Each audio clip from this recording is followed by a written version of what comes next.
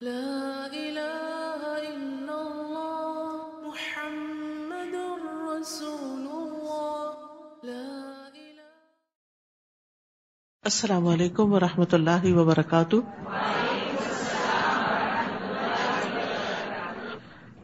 نحمده ونصلی علی رسولہ الکریم، اما بعد فاعوذ باللہ من الشیطان الرجیم.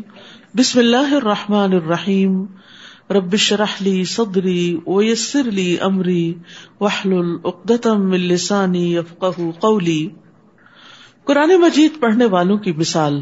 ابو موسیٰ اشعری رضی اللہ عنہ سے روایت ہے کہ نبی صلی اللہ علیہ وسلم نے فرمایا، اس شخص کی مثال جو قرآن پڑھتا ہے سنترے جیسی ہے، ٹینجرین کی طرح ہے، جس کا مزہ بھی لذیذ اور اس کی خوشبو بھی بہترین ہوتی ہے. اور جو قرآن نہیں پڑھتا اس کی مثال کھجور کی طرح ہے، جس کا مزہ تو اچھا ہے لیکن اس میں خوشبو نہیں، یعنی اور کاموں کی وجہ سے. اور اس فاجر کی مثال جو قرآن نہیں پڑھتا اندرائن جیسی ہے، جس کا مزہ کڑوا اور اس میں خوشبو بھی نہیں ہوتی. تو یاد رکھیے، بہترین انسان وہ ہے جو قرآن پڑھے اور پڑھائے اور قرآن کے ساتھ اپنی زندگی گزارے، کیونکہ جو قرآن پڑھتا ہے اس کے اخلاق کی بھی خوشبو ہوتی ہے اور اس کے اپنے عمل بھی اچھے ہوتے ہیں. وہ اپنے اندر بھی ایک اچھا انسان ہوتا ہے اور دوسروں کے ساتھ بھی اس کا معاملہ اچھا ہوتا ہے. لیکن جو قرآن نہیں پڑھتا تو وہ نیک اعمال کرنے کی وجہ سے میٹھا تو ہوتا ہے لیکن یہ ہے کہ اس کی خوشبو نہیں ہوتی. یعنی بعض اوقات اس کے جو دوسروں کے ساتھ ریلیشن شپ ہے یا اس کی خیر جو دوسروں تک جانے والی ہوتی ہے یا زیادہ خیر پھیلنے والی ہوتی ہے تو وہ نہیں پھیلتی، اس کے اندر ہی اندر رہتی ہے. کیونکہ جب انسان قرآن پڑھتا ہے اور پھر اس کے بعد اس کو دوسروں کے ساتھ شیئر کرتا ہے تو وہ خوشبو پھیلتی چلی جاتی ہے. اور وہ فاجر یعنی گناہگار انسان یا منافق انسان جو قرآن نہیں پڑھتا، اس کی مثال اندرائن ایک پودا ہے اس جیسی ہے جس کا مزہ کڑوا اور اس میں خوشبو بھی نہیں. یعنی اپنے اندر بھی اس کے جلن کوڑن ہے اور دوسروں کو بھی اس سے کوئی فائدہ نہیں پہنچتا، کیونکہ نہ اس کو کسی خیر کی سمجھ ہے نہ وہ خیر بانٹتا ہے. یعنی آپ دوسروں کو خیر اسی وقت بانٹ سکتے ہیں جب آپ خیر سمیٹنے والے ہوں. جو خیر سمیٹتا نہیں وہ خیر بانٹ نہیں سکتا. آپ کی جیب میں کچھ نہ ہو تو آپ صدقہ کہاں سے کر سکتے ہیں؟ تو وہ آپ کو پہلے حاصل کرنا پڑتا ہے پھر آپ کو دینا پڑتا ہے. تو اللہ تعالیٰ سے دعا ہے کہ اللہ تعالیٰ ہمیں بہترین عمل کرنے والا بنائے. 14واں پارہ. اعوذ باللہ من الشیطان الرجیم. بسم اللہ الرحمن الرحیم. الف لام را تلک آیات الکتاب وقرآن مبین. ربما يود الذين كفروا لو كانوا مسلمين ذرهم يأكلوا ويتمتعوا ويلههم الأمل فسوف يعلمون.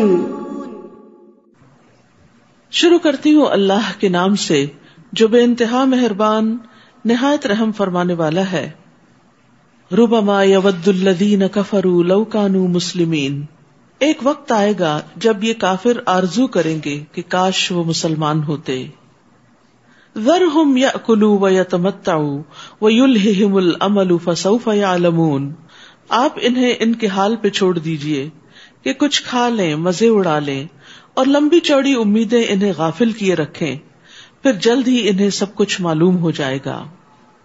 وہ کون سا وقت ہوگا جب یہ آرزو کریں گے؟ وہ موت کا وقت ہوگا جب انہیں حقیقت نظر آئے گی اور موت کے بعد ہر مرحلے پر انہیں دنیا میں اپنے کیے ہوئے کفر پر پچھتاوا ہوگا کہ کاش ہم کفر کی روش اختیار نہ کرتے، کاش ہم اللہ پر ایمان لے آتے، کاش ہم اللہ تعالی کی اطاعت کرتے تو آج یہ سزا نہ پاتے. اس وقت جب خاص طور پر وہ مسلمانوں کو اچھے انجام تک پہنچتے دیکھیں گے تو ان کا پچھتاوا اور بڑھ جائے گا. جیسا کہ آپ جانتے ہیں کہ مسلمانوں میں سے بھی کچھ لوگ اپنے برے اعمال کی سزا بھگتنے کے لیے جنہوں نے توبہ نہیں کی اور ایسے ہی مر گئے، یا یہ کہ اتنے بڑے بڑے گناہ تھے کہ اس کے لیے انہوں نے کفارہ ہی ادا نہیں کیا، تو وہ جہنم میں پہنچے گے، اور جب وہ اپنی سزا پوری کر چکیں گے اور نبی صلی اللہ علیہ وسلم کی شفاعت کے ساتھ وہاں سے نکالے جائیں گے، تو اس وقت یہ دیکھ کر تڑپیں گے اور تمنا کریں گے کہ کاش ہم بھی مسلمان ہوتے تو آج ہم بھی یہاں سے نکال لیے جاتے. لیکن دنیا میں جب انسان غفلت میں پڑا ہوا ہوتا ہے تو اس وقت اس کو آخرت بھولی ہوئی ہوتی ہے اور وہ وہاں کی تیاری نہیں کرتا. تو یہاں اسی لیے کہا گیا کہ آپ انہیں ان کے حال پہ چھوڑ دیجیے. یعنی پہلی آیت میں ایک طرح سے ان کو وارن کیا گیا کہ ایک وقت آئے گا کہ تم ایسا کرو گے، تو ابھی سے تم سنبھل جاؤ. اور اس کے لیے یہ بھی وارننگ کا یہ ایک طریقہ ہے، ڈانٹ کا ایک طریقہ ہے، ایک تنبیہ ہے، ایک دھمکی ہے. اور یہاں ابتداء میں بھی ذرہم یأکلوا ویتمتعوا، اور آخر میں بھی فسوف یعلمون، انہیں جلدی پتہ چل جائے گا، یہ پچھتائیں گے. تو بعض علماء کہتے ہیں کہ ذرہم ایک دھمکی ہے اور فسوف یعلمون دوسری دھمکی ہے. تو دو دھمکیوں میں انسان کیسے خوشگوار زندگی بسر کر سکتا ہے. اور پھر یہاں پر زندگی کا مقصد اگر صرف کھانا پینا مزے اڑانا ہی رہ جائے اور لمبی لمبی امیدیں باندھ کر صرف دنیا ہی کے لیے انسان گول سیٹنگ کرتا رہے اور اسی کو ایک کے بعد ایک حاصل کرتا رہے، تو یہ چیز انسان کی آخرت کے لیے بڑی نقصان دہ ہوتی ہے. مومن اپنی آخرت کو بھلا کر اپنی دنیا کو حاصل نہیں کرتا، بلکہ ان دونوں چیزوں کو ساتھ لے کے چلتا ہے. اور یہ بھی یاد رکھیے کہ اس آیت میں اس بات کی طرف بھی اشارہ ہے کہ لذتیں حاصل کرنا، نعمتوں میں زندگی گزارنا، آخرت کی تیاری نہ کرنا، یہ نجات طلب کرنے والوں کے اخلاق میں سے نہیں. اور پھر لمبی آرزویں کیا ہوتی ہیں کہ جس میں انسان بہت دیر پا لانگ ٹرم پلاننگ کر رہا ہوتا ہے دنیا حاصل کرنے کی اور دنیا کی مرغوب چیزوں کو پانے کی. تو دنیا کی ہرس اور دنیا کی طرف انسان کا جھکاؤ جو ہے وہ اس کی آخرت کو نقصان دے دیتا ہے. رسول اللہ صلی اللہ علیہ وسلم نے فرمایا بوڑھے انسان کا دل دو چیزوں کے بارے میں ہمیشہ جوان رہتا ہے، دنیا کی محبت اور لمبی امیدیں. حسن بصری کہتے ہیں کہ جب بندہ اپنی آرزوؤں کو لمبا کر لیتا ہے تو اس کے عمل خراب ہو جاتے ہیں اور انسان یہ سوچتا ہے اچھا ابھی میں اچھا بن جاؤں گا، ابھی یہ کام ہو جائے، یہاں تک پہنچ جاؤں، اتنا ٹارگٹ اچیو کر لوں. تو یاد رکھیے کہ ہمیں اپنے آج سے ہی فائدہ اٹھانا ہے. ماضی تو ہمارے ہاتھ سے نکل چکا، گزر چکا، مستقبل جو ہے اس کا ہمیں پتہ نہیں. تو ہمارے پاس جو آج ہے، ناؤ دس ٹائم، اس میں ہمیں اپنے اس ٹائم کی فکر کرنی چاہیے اور اپنی آخرت کے لیے تیار کر لینا چاہیے. اب مثلاً اگر کسی کے اوپر رمضان آیا تو وہ کہے میں اگلے رمضان میں اچھا بن جاؤں گا، جب میں بوڑھا ہوں گا تو پھر میں ریٹائر ہونے کے بعد میں روزے بھی رکھوں گا اور تراویح پڑھوں گا. تو کس کو معلوم کہ آپ اس عمر کو پہنچتے بھی ہیں یا نہیں، اور اگر پہنچتے بھی ہیں تو آپ کی صحت کتنی رہتی ہے اور آپ کی ہمت کتنی رہتی ہے نیکی کے کام کرنے کی. اس لیے جو وقت آج ملا ہے، جو ہمت صحت طاقت آج ہے، اس سے بھرپور فائدہ اٹھا لینا چاہیے. ہم نے جس بستی کو بھی ہلاک کیا تو اس کے لیے ایک مقررہ مدت لکھی ہوئی تھی. کوئی قوم اس مقررہ مدت سے پہلے ہلاک نہیں ہو سکتی اور نہ ہی اس مدت کے بعد بچی رہ سکتی ہے. کافر یہ کہتے ہیں کہ اے وہ شخص جس پر یہ قرآن نازل ہوا ہے، تو دیوانہ ہے، اگر تو سچا ہے تو پھر ہمارے پاس فرشتے کیوں نہیں لے آتا؟ حالانکہ ہم فرشتے صرف حق کے وقت ہی اتارتے، یعنی فیصلہ کرتے وقت ہی اتارتے ہیں، پھر اس وقت انہیں مہلت نہیں دی جاتی، یعنی جب عذاب آتا ہے تو فرشتے اترتے ہیں. یقیناً ہم نے ہی الذکر اتارا ہے اور یقیناً ہم ہی اس کی حفاظت کرنے والے ہیں. اور الذکر سے مراد یہاں قرآن مجید ہے. تو قرآن کا محافظ اللہ ہے، یعنی ہر طرح کی تبدیلی اور تغیر سے اس کی حفاظت کرتا ہے. جیسے ہم جانتے ہیں کہ قرآن مجید سے پہلے جو کتابیں نازل ہوئی تو ان کی حفاظت کی ذمہ داری ان کی قوموں کو دی گئی، ان کے لوگوں کو دی گئی، لیکن انہوں نے اس میں منمانی تبدیلی کر لی. لیکن اس کتاب کی ذمہ داری اللہ سبحانہ وتعالیٰ نے لی، اور یہی وجہ ہے کہ ہم دیکھتے ہیں کہ آج اتنے 100 سال گزرنے کے بعد بھی قرآن مجید میں کوئی تبدیلی نہیں آئی. ایک واقعہ بیان کیا جاتا ہے کہ ایک یہودی جو تھا وہ مسلمان ہونے کے لیے آیا. وہ ایک بہت اچھا رائٹر تھا، کتابیں لکھا کرتا تھا. تو اس سے پوچھا کہ کس چیز نے تمہیں اسلام قبول کرنے پر ابھارا ہے؟ اس نے کہا کہ میں نے اپنے ہاتھ سے تورات لکھی اور اس میں کچھ تبدیلی کی اور میں ربیوں کے پاس لے گیا، انہوں نے خوشی خوشی اسے لے لیا. اس کے بعد انجیل لکھی اور اس کو بھی اسی طرح اس میں کچھ رد و بدل کیا اور میں پریسٹس کے پاس لے گیا، انہوں نے اس کو بھی قبول کر لیا. اس کے بعد میں نے قرآن پہ یہ تجربہ کیا اور اس میں کچھ تبدیلی کی، لیکن جب میں اس کو مسلمانوں کے علماء کے پاس لے گیا تو انہوں نے اس کو قبول نہیں کیا، حالانکہ میں نے بہت چھوٹا سا فرق ڈالا تھا. تو اس سے یہ پتہ چلتا ہے کہ اللہ سبحانہ وتعالیٰ نے جو حفاظت کا ذمہ لیا ہے اس میں اللہ بندوں کے ذریعے حفاظت کروا رہے ہیں. کس طرح کہ اس امت میں ایسے علماء ہیں جو قرآن کے لفظ کو نہ صرف یہ کہ ایک طرح بلکہ 7 طریقوں سے پڑھنا جانتے ہیں اور ان کی تبدیلیوں سے واقف ہیں، جس کو سبع قراءت کہا جاتا ہے یا 10 قراءت کہا جاتا ہے. اسی طرح اللہ سبحانہ وتعالیٰ نے اس کتاب کو صرف کاغذوں میں محفوظ نہیں کیا بلکہ سینوں میں محفوظ کیا ہے. کبھی ایک وقت ایسا بھی شاید آئے کہ کتابیں بالکل ناپید ہو جائیں اور صرف ہر چیز ڈیجیٹل رہ جائے، اور اس وقت اگر کسی سازش کے تحت سارا ڈیجیٹل مٹا بھی دیا جائے تو بھی قرآن محفوظ ہے، کیونکہ ہر ملک، ہر شہر، ہر بستی کے اندر حفاظ موجود ہیں جنہوں نے قرآن کو اپنے اندر محفوظ کیا ہوا ہے. تو یہ اس کتاب کی معجزہ ہونے کی دلیل ہے. اسی وجہ سے یہ کتاب ہدایت ہے اور رہتی دنیا تک کے لوگوں کے لیے کتاب ہدایت ہے. لیکن قیامت سے پہلے قرآن اٹھا لیا جائے گا، یہ بھی آپ کو معلوم ہے. یہ قیامت کی بڑی نشانیوں میں سے ایک نشانی ہے کہ وہ لوگوں کے سینوں سے بھی اور کتابوں سے بھی اور ہر جگہ سے اٹھا لیا جائے گا اور بالکل اندھیروں کا دور ہوگا. اللہ تعالیٰ ہمیں اس سے محفوظ رکھے. اور ہم کتنے خوش قسمت ہیں کہ اللہ نے ہمیں ایک نہیں کئی قسم کے ورژنز اس قرآن کے عطا کیے ہیں کہ جس کے ذریعے ہم اس سے فائدہ اٹھاتے ہیں اور انجوائے کرتے ہیں. آپ سے پہلے ہم نے سابقہ قوموں میں بھی رسول بھیجے تھے اور ان کے پاس جو بھی رسول آیا اس کا وہ مذاق ہی اڑاتے رہے.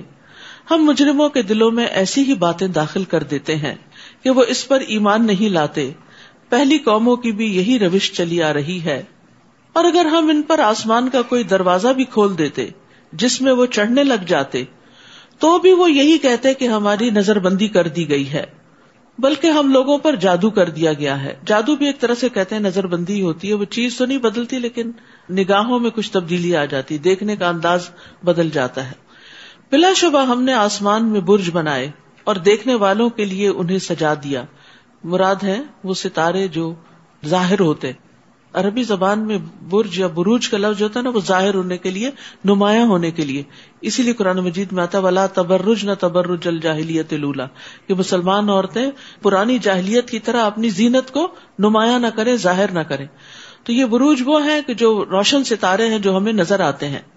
تو ہم نے یہ دیکھنے والوں کے لیے انہیں سجا دیا ہے اور ہر شیطان مردود سے اسے محفوظ کر دیا. ہاں اگر شیطان چوری چھپے سننا چاہے تو ایک چمکتا ہوا شعلہ اس کے پیچھے لگ جاتا ہے. اللہ سبحانہ وتعالیٰ جو فرشتوں کو احکامات دیتے ہیں تو اس وقت فرشتوں کے اوپر ایک بے ہوشی کسی کیفیت طاری ہو جاتی ہے اور انہیں ایک خاص قسم کی آواز سنائی دیتی ہے. پھر جب وہ ہوش میں آتے ہیں تو مقرب فرشتوں سے پوچھتے ہیں کہ ہمارے رب نے کیا نازل کیا، ہمارے لیے کیا حکم ہے، اور پھر وہ ایک کے بعد ایک کو وہ حکم آگے دیتے چلے جاتے ہیں.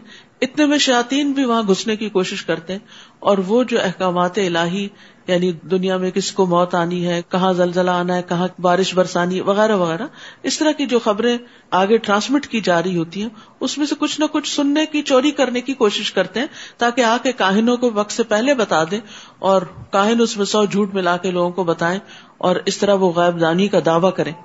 تو یہاں فرمایا گیا کہ بہت دفعہ ایسا ہوتا ہے کہ شہاب ثاقبین، یہی ستارے ٹوٹ گرتے ہیں شیاطین کے اوپر، ان کو جلا کے رکھ دیتے ہیں. اور زمین کو ہم نے پھیلا دیا اور اسی میں سلسلہ ہے کو جما دیے، ماؤنٹین رینجز ہیں، اور اس میں سے ہر مناسب چیز کو ہم نے اگایا. اور اسی زمین میں ہم نے تمہارے لیے بھی سامان معیشت بنا دیا اور ان کے لیے بھی جن کے تم رازق نہیں ہو. یعنی زمین صرف تمہارے رزق کا سامان نہیں کرتی بلکہ اس میں ساری مخلوق کا. یعنی بعض اوقات انسان حیران ہوتا ہے نا کہ اتنی ورائٹی ہے مخلوق کے اندر، انسانوں کے علاوہ جو حیوانات ہیں، چرند پرند ہیں، چیونٹیاں ہیں، مچھلیاں ہیں، اور ہر ایک کی ضرورت فرق ہے. تو اللہ سبحانہ وتعالیٰ نے ان سب کا بھی بندوبست کر رکھا ہے. وَإِن مِّن شَيْءٍ إِلَّا عِندَنَا خَزَائِنُهُ وَمَا نُنَزِّلُهُ إِلَّا بِقَدَرٍ مَّعْلُومٍ. کوئی بھی ایسی چیز نہیں جس کے خزانے ہمارے پاس نہ ہوں، اور اسے ہم ایک جانی پہچانی مقدار کے مطابق ہی نازل کرتے ہیں. یعنی ہر چیز کے خزانے ہمارے پاس، کمی کسی چیز کی نہیں، لیکن ہم اپنی تدبیر کے مطابق پلاننگ کے ساتھ نازل کرتے ہیں کہ کس جگہ کتنی بارش اترنی ہے، کس جگہ کتنا غلہ اگایا جائے گا، کہاں کتنا شہد پروڈیوس کیا جائے گا. اصل پلاننگ اللہ سبحانہ تعالیٰ ہی کی ہے. اور پھر یہ آیت جو ہے نا یہ انسان کا بڑا حوصلہ بڑھاتی ہے.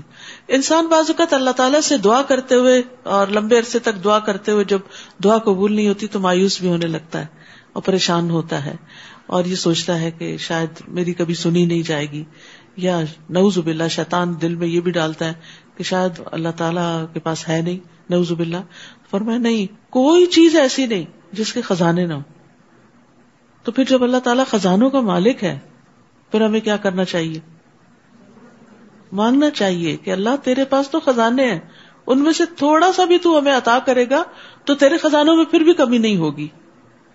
لیکن اللہ سبحانہ و تعالیٰ ہر ایک کے کہنے پہ وہ سب کچھ اتار کیوں نہیں دیتا؟ کیونکہ اگر ہر ایک کی ہر بات مان لی جائے تو زمین فساد سے بھر جائے, لوگوں کے پاس اتنے ریسورسز آ جائیں کہ وہ بگڑ کے رہ جائیں. اور ابھی آپ دیکھیں کہ جن ممالک میں جن لوگوں کے پاس زیادہ ریسورسز ہیں وہ بعض اوقات ان کو کس طرح ابیوز کریں, کس طرح مس یوز کر رہے ہیں, کس طرح ریسورسز کو ضائع کر رہے ہیں. تو اللہ سبحانہ وتعالیٰ پھر ایک حد تک ہی دیتا ہے. نیز ہم نے پانی سے لدی ہوئی ہوائیں بھیجی, پھر آسمان سے پانی برسا کر ہم نے اسے تمہیں سیراب کیا. اس پانی کا ذخیرہ رکھنے والے ہم ہی ہیں, تم نہیں ہو. یعنی یہ اللہ ہی کا کام ہے. اگر تمہارے ذمہ ہوتا یہ واٹر سپلائی کی پلاننگ تو تم فیل ہو جاتے. اور بلا شبہ ہم ہی زندہ کرتے اور مارتے ہیں اور ہم ہی ہر چیز کے وارث ہیں. اور ہمیں یقیناً ان لوگوں کا بھی علم ہے جو تم سے آگے نکل گئے اور جو پیچھے رہنے والے ہیں, چاہے نیکی میں آگے نکلنے والے, چاہے گناہوں میں آگے نکلنے والے, اور نیکی میں پیچھے رہنے والے, اور یا پھر وقت کے اعتبار سے جو آگے قومیں گزر گئیں اور جو بعد میں آنے والی ہیں. اللہ سبحانہ تعالیٰ ان سب کو جانتا ہے. آپ کا رب بھی ان سب کو جمع کرے گا. بلا شبہ وہ حکمت والا اور سب کچھ جاننے والا ہے. ہم نے انسان کو گلے سڑے گارے سے خشک شدہ ٹن سے بجنے والی مٹی سے پیدا کیا, یعنی بجنے والی مٹی سے بنایا. انسان کی تخلیق میں تراب کا لفظ بھی آتا ہے, پھر حمن مسنون کا لفظ بھی آتا ہے, سلسال کا بھی آتا ہے, اور کل فخار کا بھی آتا ہے. تو یہ تخلیق کی مختلف سٹیجز ہیں جن کو قرآن نے ذکر کیا ہے.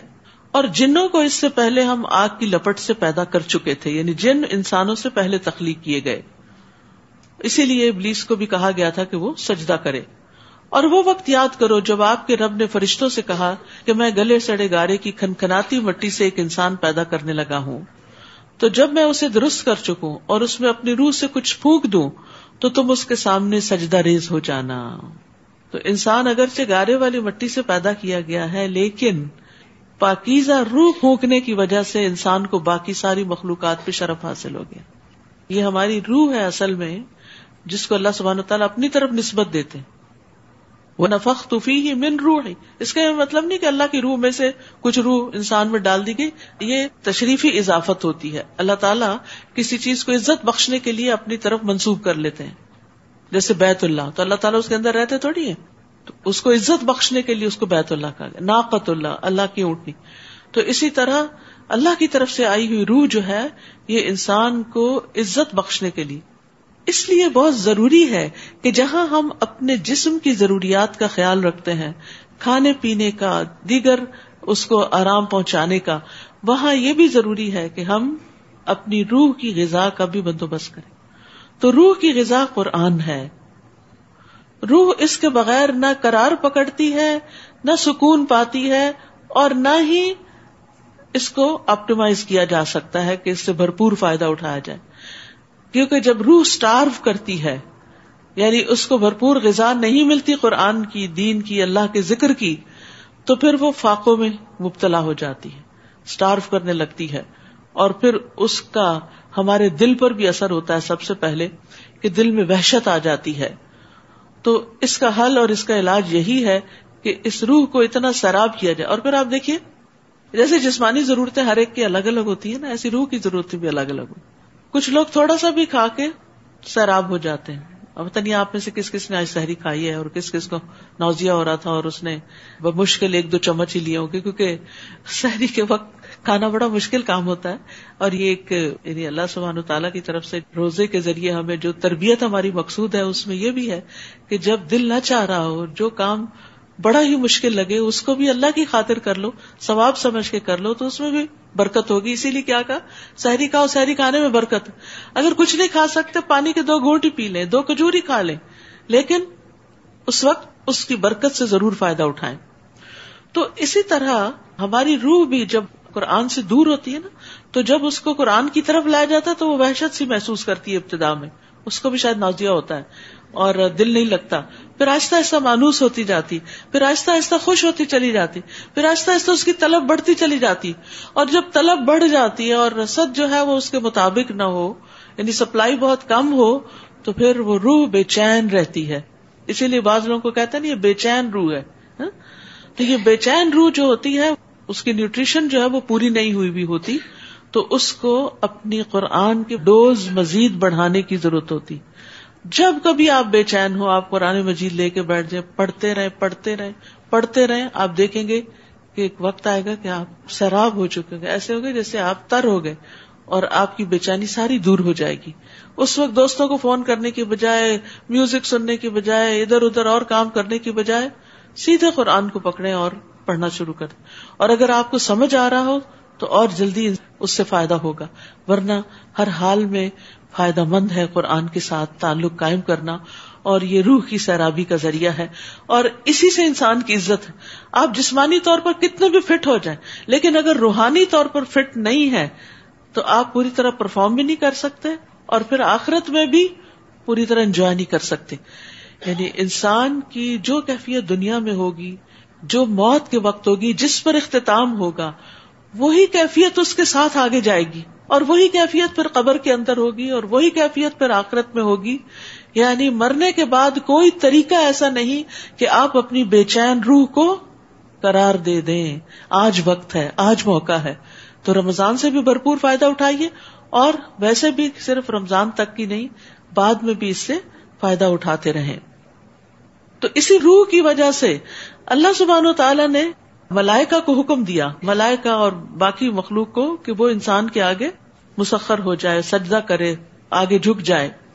فسجد الملائکۃ کلھم اجمعون، چنانچہ سب کے سب فرشتوں نے آدم کو سجدہ کیا، سوائے ابلیس کے جس نے سجدہ کرنے والوں کا ساتھ دینے سے انکار کر دیا.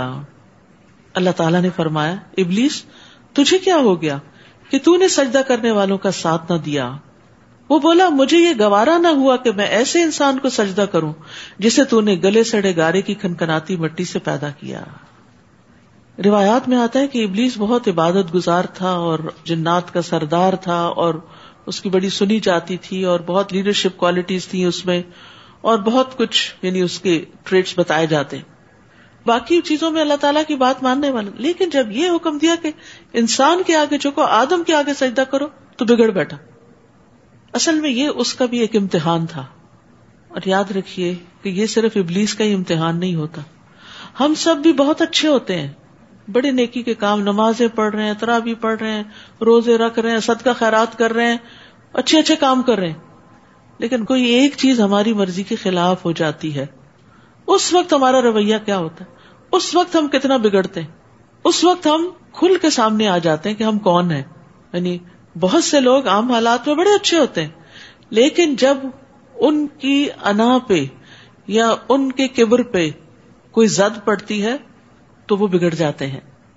تو ہم سب کو بھی اس بارے میں بہت محتاط ہونا چاہیے کہ کہیں ایسا نہ ہو کہ ہماری کسی ایسی ویکنس کی وجہ سے قرآن مجید کا کوئی حکم جو ہمیں مشکل لگتا ہو یا ہماری مرضی کے خلاف ہو یا ہماری خواہشات پر پابندی لگاتا ہو، اس کو سن کر ہم بگڑ بیٹھے اور سب کچھ ہی نہ چھوڑ دیں. تو ہر انسان کا امتحان ہوتا ہے. یہ ابلیس کا امتحان اس لیے لیا گیا تھا تاکہ اس کا اصل اندر باہر آ جائے، کیونکہ جس کے دل میں رائی برابر بھی تکبر ہو وہ جنت میں نہیں جا سکتا. یہ حدیث تو سب نے سن رکھی ہے نا. انسان کہتا ہے کہ اتنی چھوٹی سی چیز انسان کو جنت میں داخلے سے محروم کر دے گی. ہاں، جب وہ سزا بھگت لے گا تو نکال بھی لیا جائے گا، لیکن کیوں؟ اس لیے کہ یہ جو تکبر ہے نا، اپنے آپ کو بڑی چیز سمجھنا، یہ انسان کے لیے بہت سی خرابیوں کا باعث. جتنی بھی انسان کے اندر برائیاں جنم لیتی ہیں اس تکبر کی وجہ سے لیتی. تھوڑا ہو تو تھوڑی برائیاں ہوں گی اخلاقی، زیادہ تکبر ہو تو زیادہ بڑی بڑی برائیاں جنم لیں گی. بد اخلاقی، بدتمیزی، گالی گلوچ، غصہ بہت زیادہ کرنا، مار پٹائی، چھوٹی چھوٹی باتوں پہ آپے سے باہر ہو جانا، چیخنا، چلانا، انسانوں کو کچھ نہ سمجھنا، ان کے حقوق ادا نہ کرنا، ان پہ ظلم کرنا، یہ سب کچھ تکبر کی وجہ سے ہوتا ہے. تو اللہ سبحانہ وتعالیٰ بندے پہ امتحان ڈال ڈال کے اس کے اس تکبر کو ختم کرنا چاہتے ہیں، تاکہ وہ جب اللہ کے پاس جائے تو اس کا دل پوری طرح مومن ہو. تو ہمیں اپنا جائزہ خود لیتے رہنا چاہیے کہ قرآن کا کون سا حکم ہمارے لیے ایک امتحان ہے اور ہم اس کو ماننا نہیں چاہتے، کیونکہ تکبر کا کیا معنی بتایا جاتا ہے؟ بطر الحق و غمط الناس، حق کا انکار، قرآن کے بعض احکامات کو لے لینا اور بعض کو چھوڑ دینا، یہ بھی اسی میں آتا ہے. اور غمط الناس، جب لوگوں کے ساتھ ڈیلنگ ہو تو پھر ان کو حقیر سمجھ کے ان پہ ظلم زیادتی کرنا، ان کو ان کا ڈیو رائٹ نہ دینا، ان کا حق نہ دینا. تو یہ چیز انسان کے اپنے حق میں بہت نقصان دہ. اللہ تعالیٰ نے فرمایا یہاں سے نکل جا کیونکہ تو مردود ہے اور روز جزا تک تجھ پہ لعنت ہے، اللہ کی رحمت سے دور. وہ کہنے لگا میرے رب پھر مجھے اس دن تک زندہ رہنے کی مہلت دے دے جب لوگ دوبارہ اٹھائے جائیں گے. اللہ تعالیٰ نے فرمایا تجھے مہلت دی جاتی ہے اس دن تک جس کا وقت معلوم ہے. وہ بولا اے میرے رب چونکہ تو نے مجھے آدم کے ذریعے بہکا دیا تو اب میں بھی دنیا میں لوگوں کو ان کے گناہ خوشنما کر کے دکھاؤں گا اور ان سب کو بہکا کر چھوڑوں گا. پھر ابلیس ابن آدم کو دنیا میں دنیا کی زینت اور رونق اور دنیا کی محبت میں الجھاتا ہے. کس طرح؟ گناہ کے کام کروا کے اور دنیا میں اتنا مصروف کر کے کہ وہ دین کے لیے کوئی وقت ہی نہ پائیں. الا عبادک منہم المخلصین، اللہ یہ کہ تیرے چند مخلص بندے بچ جائیں تو اور بات ہے. کل بھی بات ہوئی تھی نا، اخلاص کے ذریعے انسان شیطان کی چالوں سے بچ سکتا ہے. اور یہاں بھی اس نے خود کہا یہ تیرے مخلص بندے جو ہے نا یہ میرے ہاتھ نہیں آئیں گے، اخلاص والے نہیں ہاتھ آئیں گے میرے، باقی میں سب کو اپنے روش پہ لگا لوں گا. اللہ تعالیٰ نے فرمایا یہ وہ راستہ ہے جو سیدھا مجھ تک پہنچتا ہے. ایاک نعبد و ایاک نستعین، یہ ہے اخلاص. اہدنا الصراط المستقیم. میرے حقیقی بندوں پر تو تیرا کچھ زور نہ چل سکے گا، تیرا زور صرف ان گمراہوں پر چلے گا جو تیری پیروی کریں گے، جو تیری پیروی کریں گے. اور جہنم ہی وہ جگہ ہے جس کا ایسے سب لوگوں کو وعدہ دیا گیا ہے. اس کے 7 دروازے ہیں، ہر دروازے کے لیے ایک تقسیم شدہ حصہ ہوگا. استغفر اللہ. پہلے سے ہی طے شدہ ہے کہ مشرکین کس دروازے سے جائیں گے، منافقین کس دروازے سے جائیں گے، صحابی کس دروازے سے جائیں گے، مجوسی کس دروازے سے جائیں گے، یہود کس دروازے سے جائیں گے، نصارہ کس دروازے سے جائیں گے، اور مسلمانوں میں سے جن لوگوں نے غلط کام کیا اور توبہ کیے بغیر مر گئے وہ کس دروازے سے جائیں گے. ہر ایک کا دروازہ بھی مخصوص ہے. لہا 7 ابواب، اس کے 7 دروازے ہیں اور لوگ اپنے اعمال کے مطابق ان دروازوں سے جائیں گے، کیونکہ ہر ایک دروازہ خاص لیول پہ لے جائے گا. جیسے لفٹ ہوتی ہے نا، تو اب اس میں کیا ہوتا ہے جس نمبر کو آپ دباتے ہیں اس فلور پہ آپ نکل جاتے ہیں. تو جہنم کے بھی لیولز ہیں نا، اور منافقین جو ہیں وہ جہنم کے سب سے نچلے درجے پر ہوں گے. وہ جس دروازے سے داخل ہوں گے وہ سیدھا ان کو سب سے نیچے لے جائیں، جیسے کوئی بیسمنٹ ہو، سب سے نیچے. اور وہاں پر عذاب کی انتہا ہوگی. یعنی سب سے بدترین کوالٹی جو ہے وہ منافقت ہے، اوپر سے کچھ اور اندر سے کچھ، دین میں اخلاص کا نہ ہونا. بخلاف اس کے پرہیزگار لوگ باغوں اور چشموں میں ہوں گے، ان سے کہا جائے گا ان میں بلا خوف و خطر داخل ہو جاؤ. وَنَزَعْنَا مَا فِي صُدُورِهِم مِّن غِلٍّ إِخْوَانًا عَلَى سُرُرٍ مُتَقَابِلِينَ. ان کے دلوں میں اگر کچھ کدورت ہوئی بھی تو ہم اسے نکال دیں گے. کوئی بھی شخص دل میں حسد یا بغض بدگمانی لے کے جنت میں نہیں جائے گا، بلکہ وہ جنت میں جانے سے پہلے نکال دیے جائیں گے. یہ سارے برے اخلاق جو ہیں انسان سے دھو دیے جائیں گے. وہ بھائی بھائی بن کر آمنے سامنے تختوں پر بیٹھیں گے.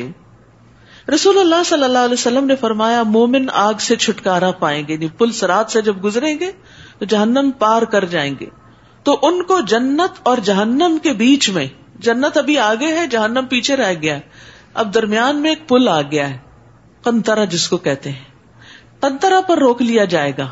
بس دنیا میں جو ان کے بعض مظالم تھے، ایک دوسرے پہ کوئی ظلم کیے ہوئے تھے یا کوئی بدگمانیاں تھی، ان کا ایک دوسرے سے قصاص دلوایا جائے گا، یہاں تک کہ جب ان کو پاک صاف کاٹ چھانٹ کر دیا جائے گا تو ان کو جنت میں داخل ہونے کی اجازت دے دی جائے گی.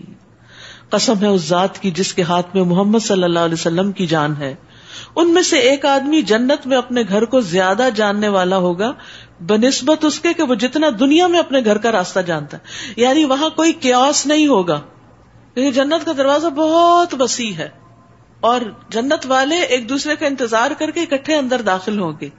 جیسے دنیا میں دل جڑے ہوئے تھے وہاں بھی جڑے ہوئے ہوں گے. obviously کچھ لوگ مقربین ہوں گے، سابقون ہوں گے، وہ تو اسپیشل VIP ہوں گے، نکل جائیں گے، لیکن باقی اکٹھے داخل ہوں گے. تو ان کے دلوں میں آپس میں کوئی رنجشیں نہیں ہوگی، صاف ستھرے لوگ ہوں گے، ظاہراً بھی صاف ستھرے، باطناً بھی صاف ستھرے.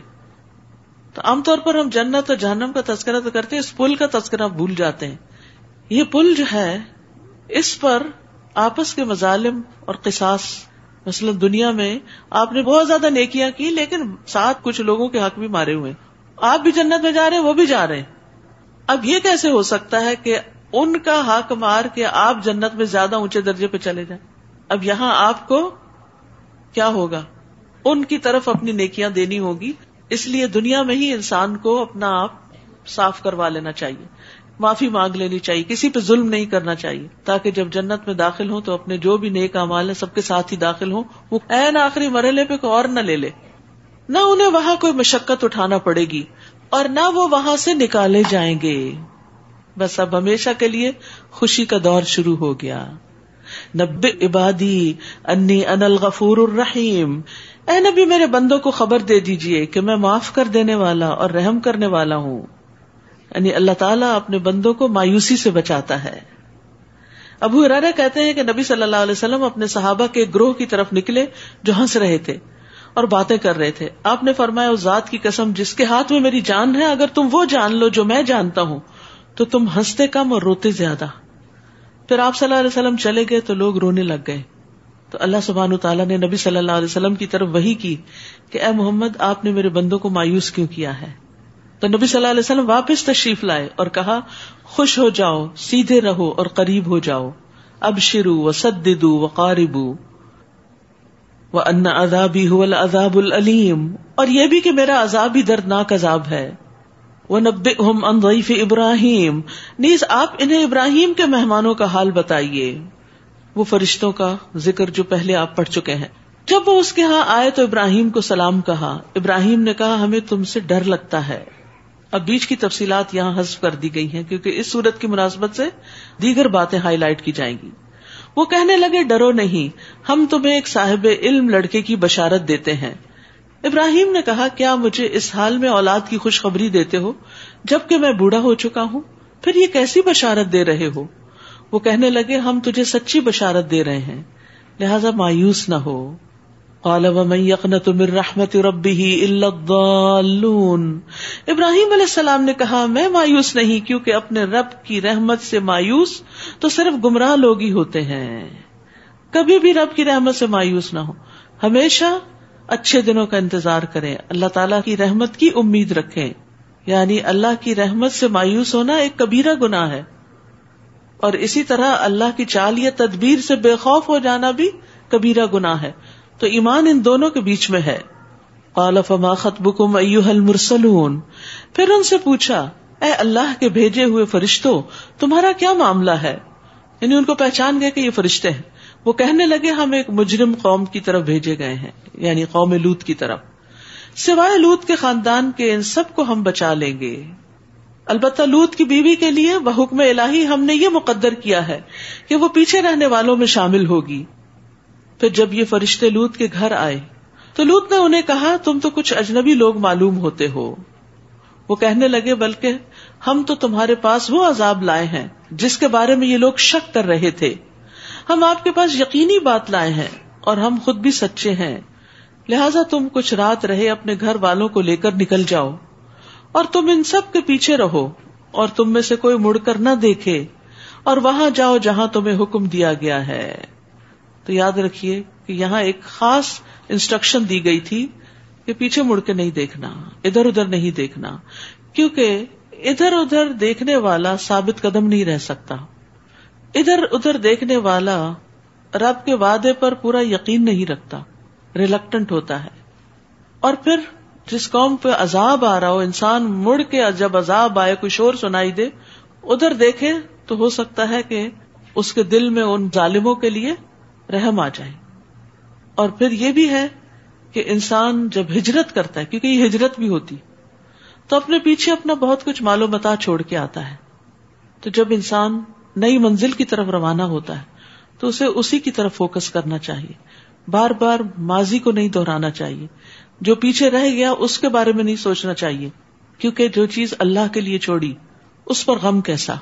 اللہ کا وعدہ ہے جو اللہ سبحانہ تعالیٰ کے لیے کچھ چھوڑے گا وہ زمین میں بہت وسعت پائے گا، بہت فراخی پائے گا. اللہ تعالیٰ اس کو پہلے سے بہتر نعمتیں عطا کر دیتا ہے. اور ویسے بھی آپ دیکھیے کہ راہ چلتے ہوئے بھی انسان کو آگے دیکھنا چاہیے، پیچھے نہیں دیکھنا چاہیے. تو یہاں خاص طور پر اس بات کی طرف توجہ دلائی گئی کہ لوگ جب عذاب سے بچ کے نکلیں تو پھر آگے ہی چلتے چلے جائیں، اپنی منزل پہ پہنچے. اور اس سے زندگی کا ایک اصول بھی ہمیں ملتا ہے کہ جب ہم کوئی کام کرنے لگیں تو اس پہ پوری طرح فوکس کریں. کسی بھی کام میں مصروف ہوں تو اسی پر توجہ رکھیں، جیسے نماز، جیسے کھانا پکانا ہی. یعنی جو کام بھی آپ ہاف ہارٹیڈلی کرتے ہیں، یا بعض اوقات آپ بڑے خوش ہوتے ہیں کہ میں ملٹی ٹاسکنگ کرتی ہوں. کچھ چھوٹے موٹے چورز میں تو ملٹی ٹاسکنگ ہو سکتی ہے، لیکن جو اہم کام ہوتے ہیں ان میں ملٹی ٹاسکنگ نہیں ہو سکتی. ان کی پھر کوالٹی ختم ہو جاتی. ان میں آپ کو اپنا پورا جی جان لگانا چاہیے. نبی صلی اللہ علیہ وسلم جب معراج پر تشریف لے گئے تھے، اللہ سبحانہ وتعالیٰ کے حضور حاضر ہوئے تو آپ کی تعریف کن الفاظ میں کی گئی؟ اذ یغشی السدرۃ ما یغشی ما زاغ البصر وما طغی لقد رأى من آیات ربہ الکبریٰ. جب اس بیری کو ڈھانپ رہا تھا جو ڈھانپ رہا تھا، نہ نگاہ ادھر ادھر ہوئی اور نہ حد سے بڑھی. آپ نے اپنے مقصد سے اپنی نگاہ کو ہٹایا ہی نہیں. بلا شبہ یقیناً اس نے اپنے رب کی بہت بڑی نشانیاں دیکھی، کیونکہ اگر آپ ارریلیونٹ چیزوں کو دیکھتے تو جو چیزیں اللہ تعالیٰ آپ کو دکھانا چاہتا تھا وہ آپ نہیں دیکھ سکتے تھے.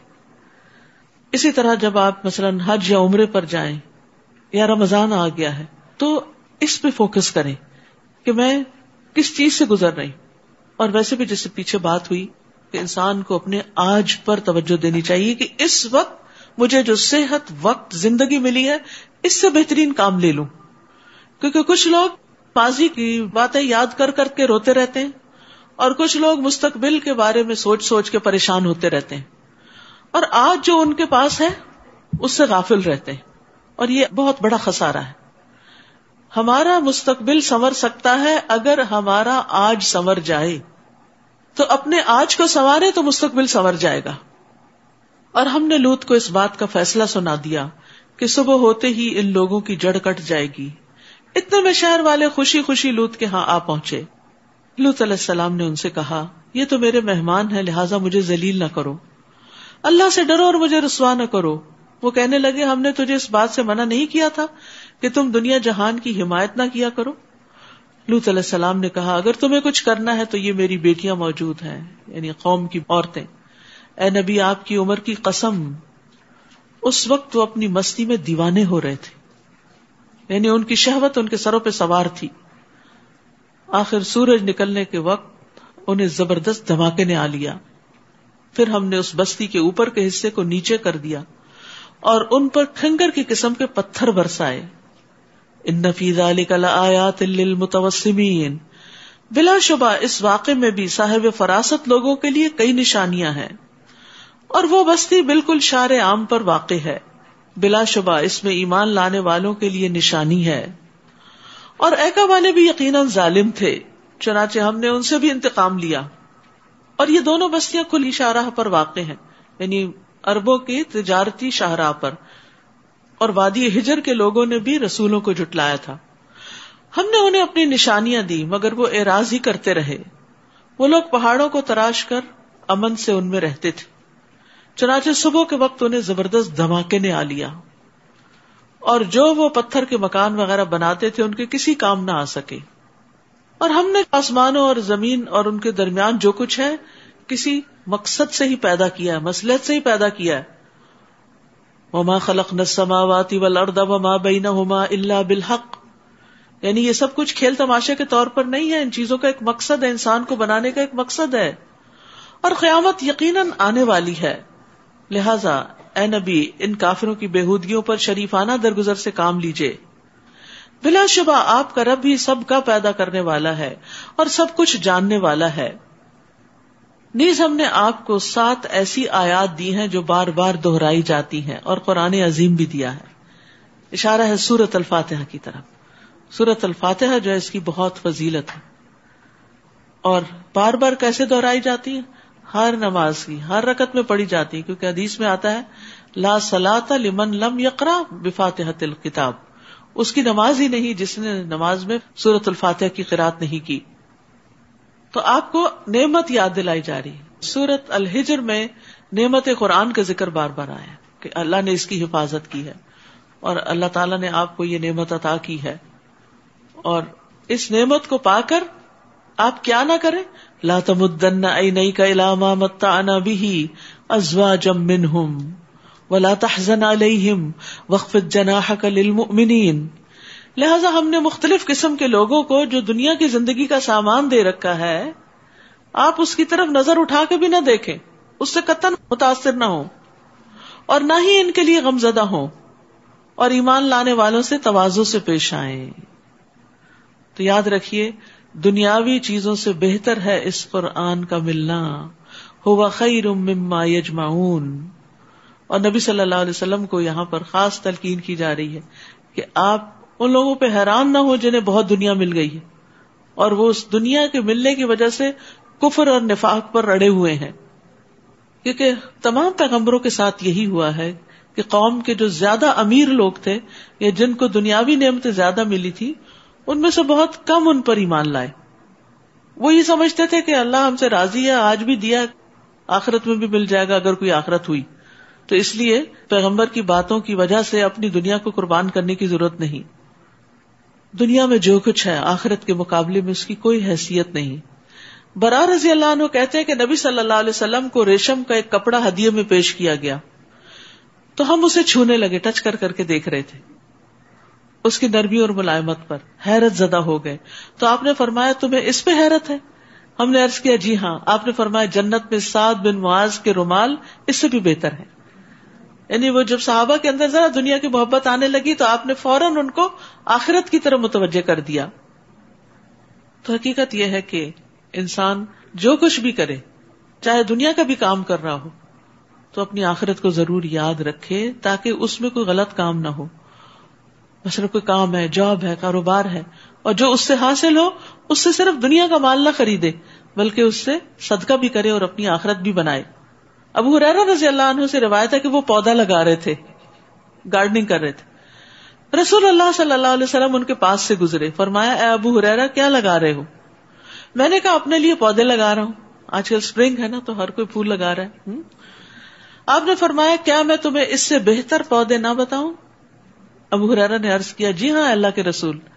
آپ نے فرمایا کہو سبحان اللہ والحمد للہ ولا الہ الا اللہ واللہ اکبر.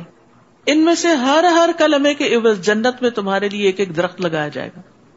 اب اس کا کیا مطلب ہے؟ ہم پھول نہ لگائیں، پودے نہ لگائیں، کوئی کسان کام نہ کرے، صرف مسجد میں بیٹھ کے تسبیح کیا کرے؟ یہ مطلب نہیں. اس کا مطلب یہ ہے کہ پودے لگاتے ہوئے بھی اپنی آخرت کو یاد رکھو.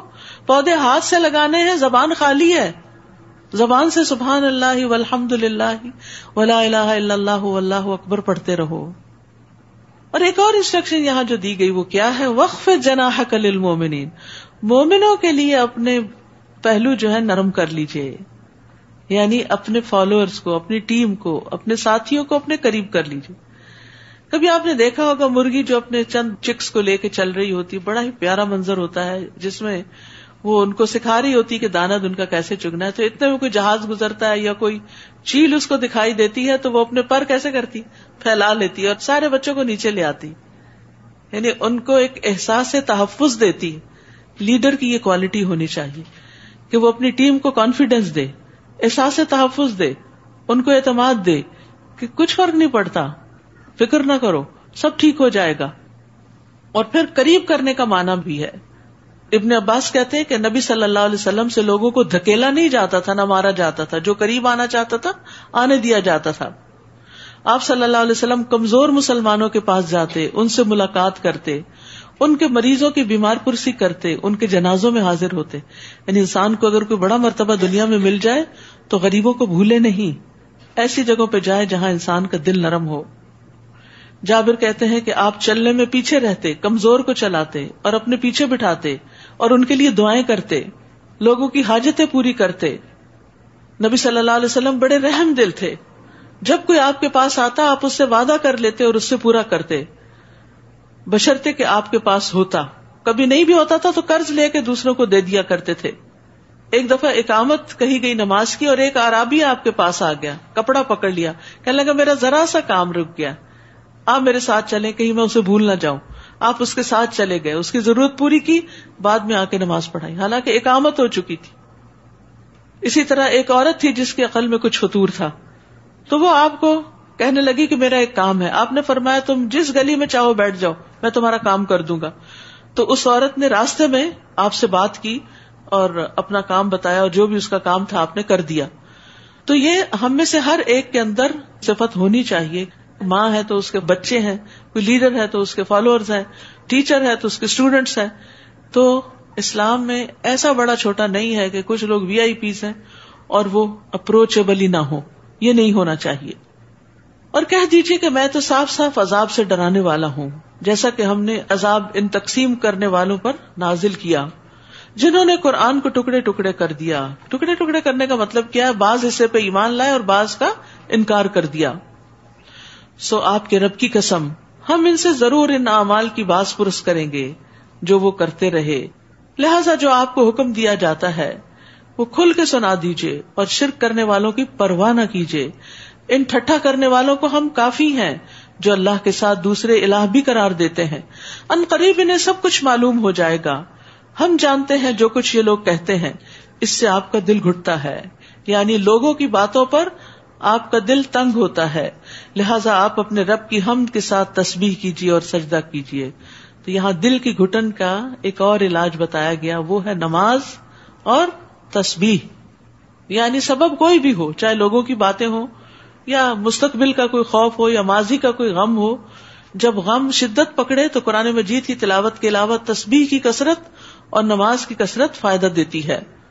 رسول اللہ صلی اللہ علیہ وسلم نے فرمایا، جو رات سے خوف کھائے کہ وہ اسے پریشان کرے گی، یا مال خرچ کرنے سے بخل کرے، یا دشمن سے مقابلے سے ڈرے، تو چاہیے کہ وہ اس قول کی کثرت کر دے، سبحان اللہ و بحمدہ، کثرت سے پڑھے، کیونکہ یہ اللہ کے نزدیک سونے کا پہاڑ اللہ کے راستے میں خرچ کرنے سے زیادہ محبوب ہے.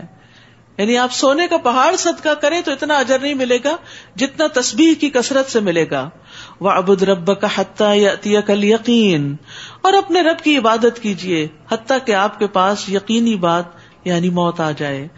حقیقت یہ ہے کہ موت سب سے بڑا یقین ہے.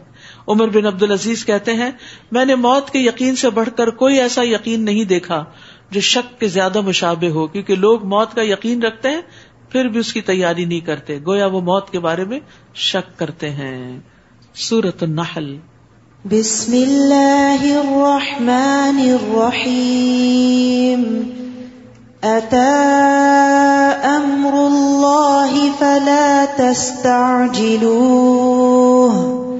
سبحانه وتعالى عما يشركون. ينزل الملائكة بالروح من أمره على من يشاء من عباده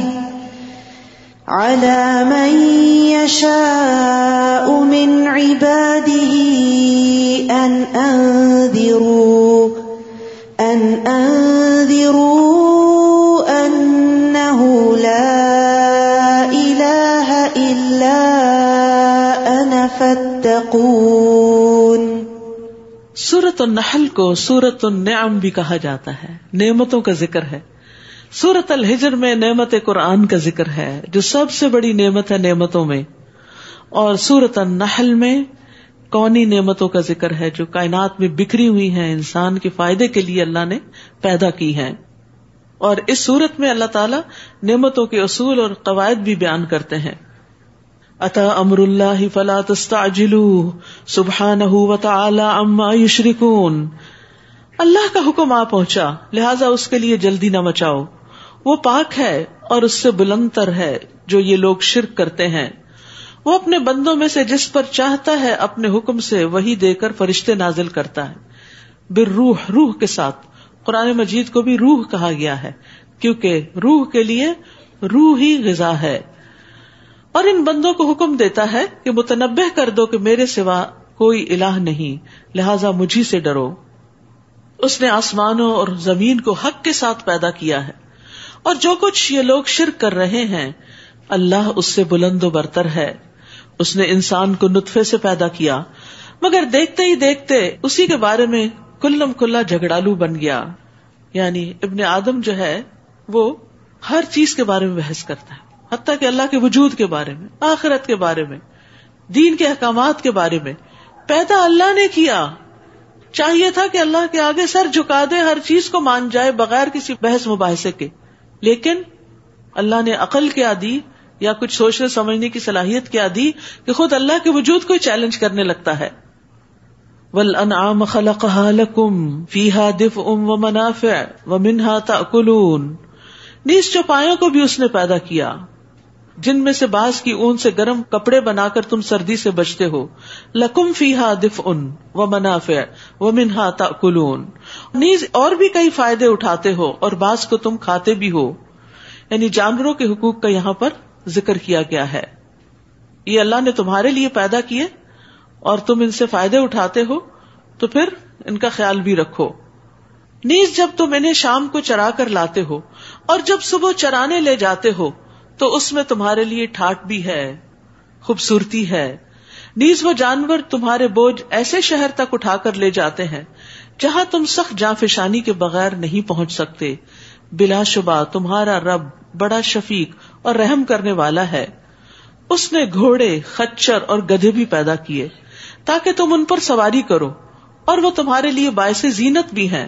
یعنی گھوڑا جو ہے ایک بہت خوبصورت جانور بھی ہے، اور وہ اور بھی کئی چیزیں پیدا کرے گا جنہیں تم نہیں جانتے. یعنی نبی صلی اللہ علیہ وسلم کے زمانے میں سواری کے لیے یہی گھوڑے، خچر وغیرہ ہی تھے، اور یہاں اشارہ کر دیا گیا کہ ابھی اور ایسی چیزیں پیدا ہونے والی ہیں جن پہ تم سواری کرو گے لیکن تم ان کو نہیں جانتے.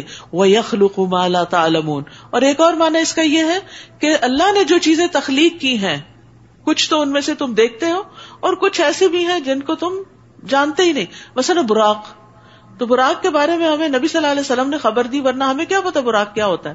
اسی طرح اور بھی سواریاں، اور ہو سکتا ہے کہ آئندہ دنوں میں اور بھی چیزیں ایسی آئیں جن کو ہم نہ جانتے ہوں. اور سیدھی راہ بتانا اللہ کے ذمہ ہے، جبکہ ٹیڑھے راستے بھی موجود ہیں. اور اگر اللہ چاہتا تو تم سب کو ہدایت دے دیتا. وہی تو ہے جس نے تمہارے لیے آسمان سے پانی برسایا، اس پانی کو تم پیتے بھی ہو اور اس سے نباتات اگتی ہیں، اور تم مویشیوں کو چراتے ہو. وہ اس پانی سے تمہارے لیے کھیتی، زیتون، کھجور، انگور اور ہر طرح کے پھل پیدا کرتا ہے. غور و فکر کرنے والوں کے لیے اس میں ایک بڑی نشانی ہے. اس نے تمہارے لیے رات اور دن کو، نیز سورج اور چاند کو مسخر کر رکھا ہے، اور تمام ستارے اسی کے حکم کے پابند ہیں. بلا شبہ اس میں سوچنے والوں کے لیے کئی نشانیاں ہیں. تو اس میں آپ دیکھیے کہ طرح طرح کے پھلوں کا ذکر، جنہوں نے زمین کو سجایا ہوا ہے اور فائدے کے بھی ہیں، اور پھر آسمان کی سجاوٹ اور زینت اور ستاروں کا ذکر ہے. تو یاد رکھیے ستارے زینت کے لیے ہیں، راہ دکھانے کے لیے ہیں، پوجے جانے کے لیے نہیں جیسے قوم ابراہیم پوجتی تھی. اور اسی طرح یہ ہے کہ ستاروں سے اپنی قسمت وابستہ نہیں کرنی چاہیے، کیونکہ یہ کسی کو کچھ فائدہ اور نقصان نہیں دے سکتے. اسی طرح ستاروں کی کوئی تاثیر بھی تسلیم نہیں کرنی چاہیے. یاد رکھیے علم نجوم جادو کی ایک قسم ہے. نبی صلی اللہ علیہ وسلم نے فرمایا، جس نے علم نجوم حاصل کیا، یعنی قسمتوں کا حال معلوم کرنے کے لیے ستاروں کو جانا پرکھا، اس نے جادو کا ایک حصہ سیکھ لیا. جتنا زیادہ سیکھے گا اتنا ہی زیادہ جادو میں مبتلا ہوگا. تو اس لیے نجومی کا پیشہ اختیار کرنا بھی درست نہیں. جو جگہ جگہ بیٹھ جاتے ہیں اور لوگوں کو ان کی قسمت کا حال بتاتے ہیں اور پھر کہتے ہیں کہ تمہارا ستارہ گردش میں ہے، نعوذ باللہ. وہ تو ہر وقت ہی گردش میں ہو، کہیں رکے ہوئے تھوڑی ہیں. تو پھر انسان کو تو کبھی چین ہی نہ آئے. نیز اس نے تمہارے لیے زمین میں رنگ برنگ کی کئی چیزیں پیدا کی. کلرز کا ہونا بھی قابل توجہ ہے. اس میں بھی ان لوگوں کے لیے نشانی ہے جو سبق حاصل کرتے ہیں. وہی تو ہے جس نے سمندر کو تمہارے اختیار میں کر دیا. سبحان اللہ, اتنا ہیوج, اتنا بڑا کہ زمین کے 3 حصوں کو ڈھانپے ہوئے. وہ اگر بفر جائے تو ایک جو باقی بچا ہوا اس پہ بھی چھا جائے, لیکن اللہ نے اس کو کنٹرول میں رکھا. اور اس چیز کا مشاہدہ آپ اس وقت کرتے ہیں جب آپ سی سائڈ پہ جاتے ہیں اور جب دیکھتے ہیں کہ لہریں اٹھتی ہیں اور پھر ساحل پہ آ کے سرنڈر کر دیتی ہیں, جھک جاتی, واپس چلی جاتی, اس سے آگے نہیں آتی. حالانکہ بعض اوقات بہت اونچی اونچی لہریں اٹھتی کہ وہ شہر کو بھی اپنی لپیٹ میں لے لیں, لیکن اللہ کے حکم سے وہ پیچھے ہی رہتی ہیں کہ انسانوں کے لیے سامان زیست کا انتظام رہے. وہی تو ہے جس نے سمندر کو تمہارے اختیار میں کر دیا تاکہ اس میں سے تم تر و تازہ گوشت کھاؤ, ورنہ فشنگ کیسے ہو سکتی اگر اس کی لہریں آؤٹ آف کنٹرول ہوتی. اور اس سے وہ زیور نکالو جو تم پہنتے ہو. تو زیور پہننا منع نہیں ہے, ہاں حلال سے آیا ہو اور ایک حد کے اندر پہنا جائے. اور تم دیکھتے ہو کہ کشتی سمندر کا پانی چیرتی ہوئی چلتی ہے. کبھی آپ کسی لانچ پہ بیٹھے ہیں جب سمندر کے بیچ میں اینڈ جاتے ہیں تو کس طرح پیچھے باقاعدہ پانی 2 حصوں میں سپلٹ ہوتا ہوا نظر آتا ہے. اور اس لیے بھی کہ تم اللہ کا فضل تلاش کرو اور اس کا شکر ادا کرو. یعنی سمندر تمہارے لیے بنایا, مچھلیاں تمہارے لیے پیدا کی, زیورات سب نکالو, محنت کرو, کماؤ, حاصل کرو, لیکن جائز طریقے سے, اور پھر خرچ بھی جائز طریقے سے کرو, اور ان میں کھو کے نہ رہ جاؤ. یہ ہے اصل مسئلہ. اور پھر یہ کہ کشتیوں کے چلنا بھی اللہ کی قدرت کی ایک علامت ہے کہ کس طرح ایک سوئی سمندر میں ڈوب جاتی ہے اور پہاڑ جتنے جو شپس ہوتے ہیں وہ پانی کی سطح پر آرام سے تیرتے ہوئے چلے جا رہے ہوتے ہیں. نیز اس نے زمین کو ہچکولوں سے بچانے کے لیے اس میں مضبوط پہاڑ رکھ دیے تاکہ تمہیں لے کر ہچکولے نہ کھائے, ورنہ تو ہر وقت ہی زلزلہ آیا ہوا ہوتا, کچھ کام نہ کر پاتے.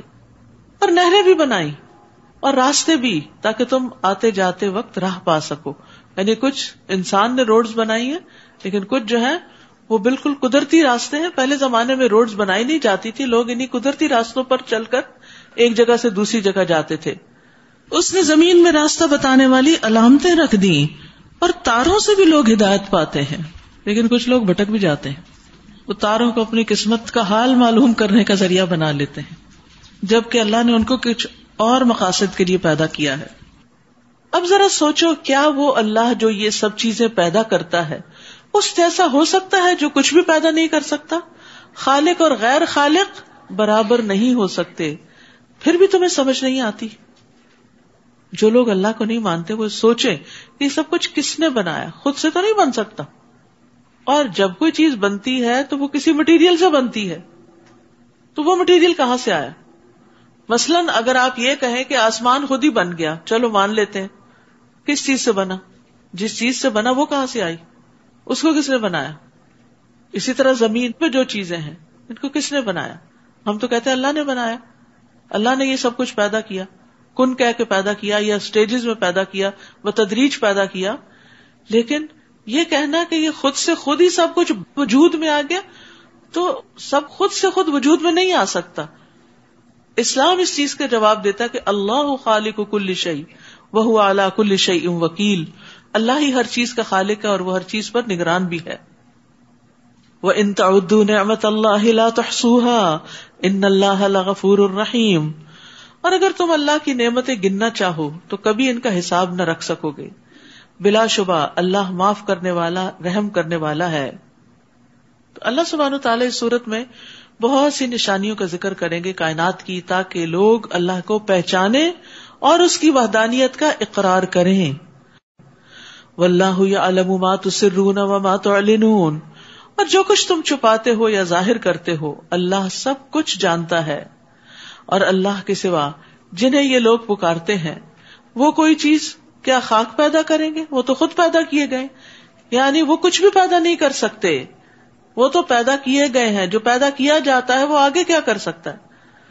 امواتن, وہ مردے ہیں, زندہ نہیں ہیں, انہیں یہ بھی نہیں پتا کہ کب دوبارہ اٹھائے جائیں گے. تمہارا الہ بس ایک ہی الہ ہے. پھر جو لوگ آخرت پر ایمان نہیں لاتے, انکار ان کے دلوں میں رچ بس گیا ہے اور وہ اکڑ بیٹھے ہیں, تکبر کرتے ہیں.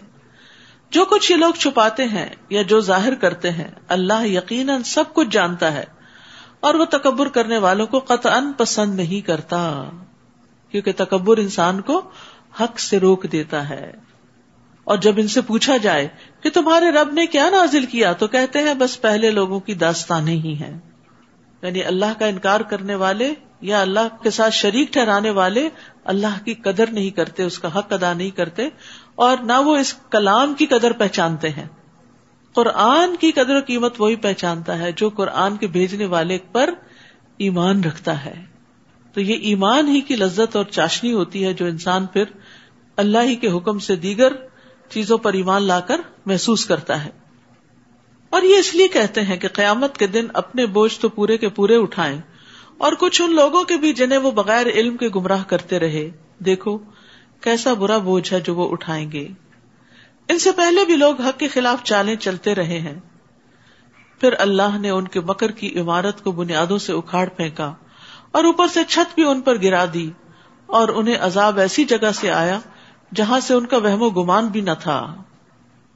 ثم یوم القیامت یخزیہم، پھر قیامت کے دن اللہ انہیں رسوا کرے گا، یعنی دنیا میں بھی کیا اور آخرت میں بھی کرے گا، اور پوچھے گا وہ میرے شریک کہاں ہیں جن کے بارے میں تم اہل حق سے جھگڑا کیا کرتے تھے. اور جن لوگوں کو دنیا میں علم دیا گیا وہ کہیں گے آج کافروں کے لیے رسوائی اور بدبختی ہے. الذین تتوفاہم الملائکۃ ظالمی انفسہم، وہ کافر جو اپنے آپ پر ظلم کر رہے ہوتے ہیں، جب فرشتے ان کی روح قبض کرنے آتے ہیں تو ہتھیار ڈال دیتے ہیں اور کہتے ہیں ہم کوئی برے کام تو نہیں کرتے تھے. فرشتے کہیں گے کیوں نہیں کر رہے تھے، جو کچھ تم کر رہے تھے اللہ یقیناً اسے خوب جانتا ہے. فادخلوا ابواب جہنم خالدین فیہا فلبئس مثوی المتکبرین، اب جہنم کے دروازوں سے اس میں داخل ہو جاؤ، تم ہمیشہ اس میں رہو گے، غرض تکبر کرنے والوں کا بہت برا ٹھکانہ ہے.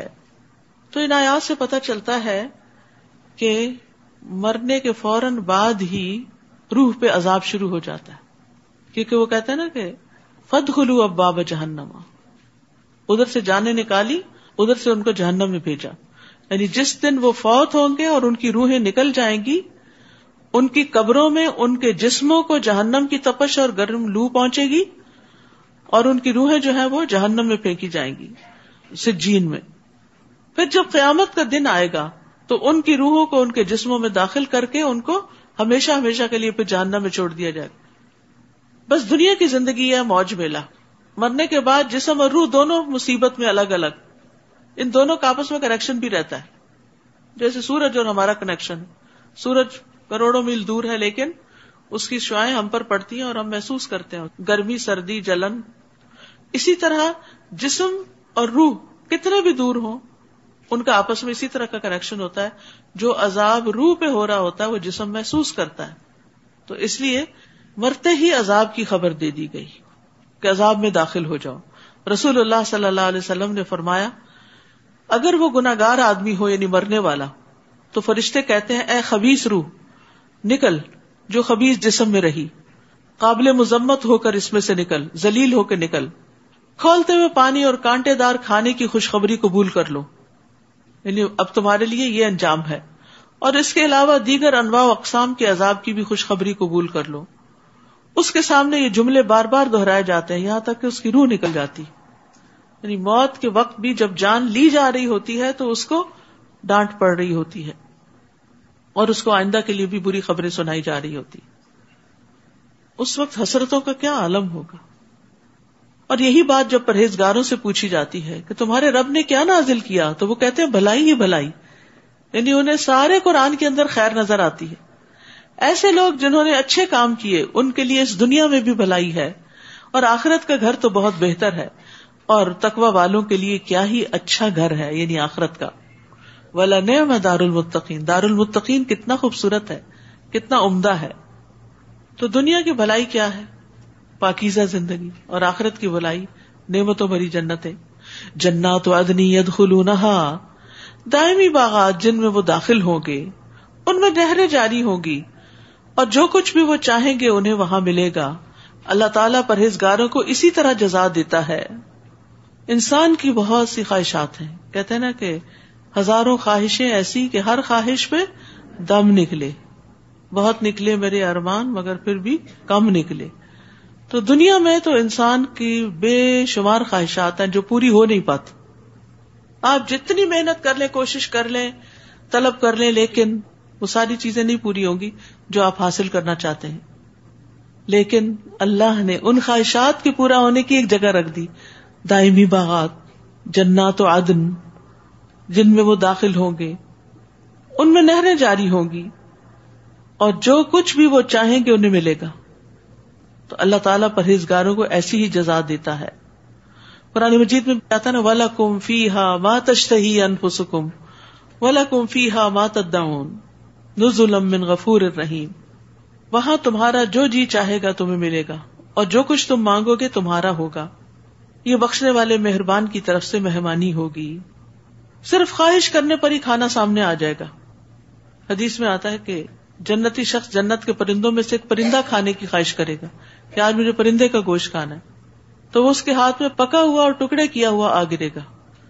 کسی بھی کام کی وہ خواہش کرے گا تو وہ ہو جائے گا.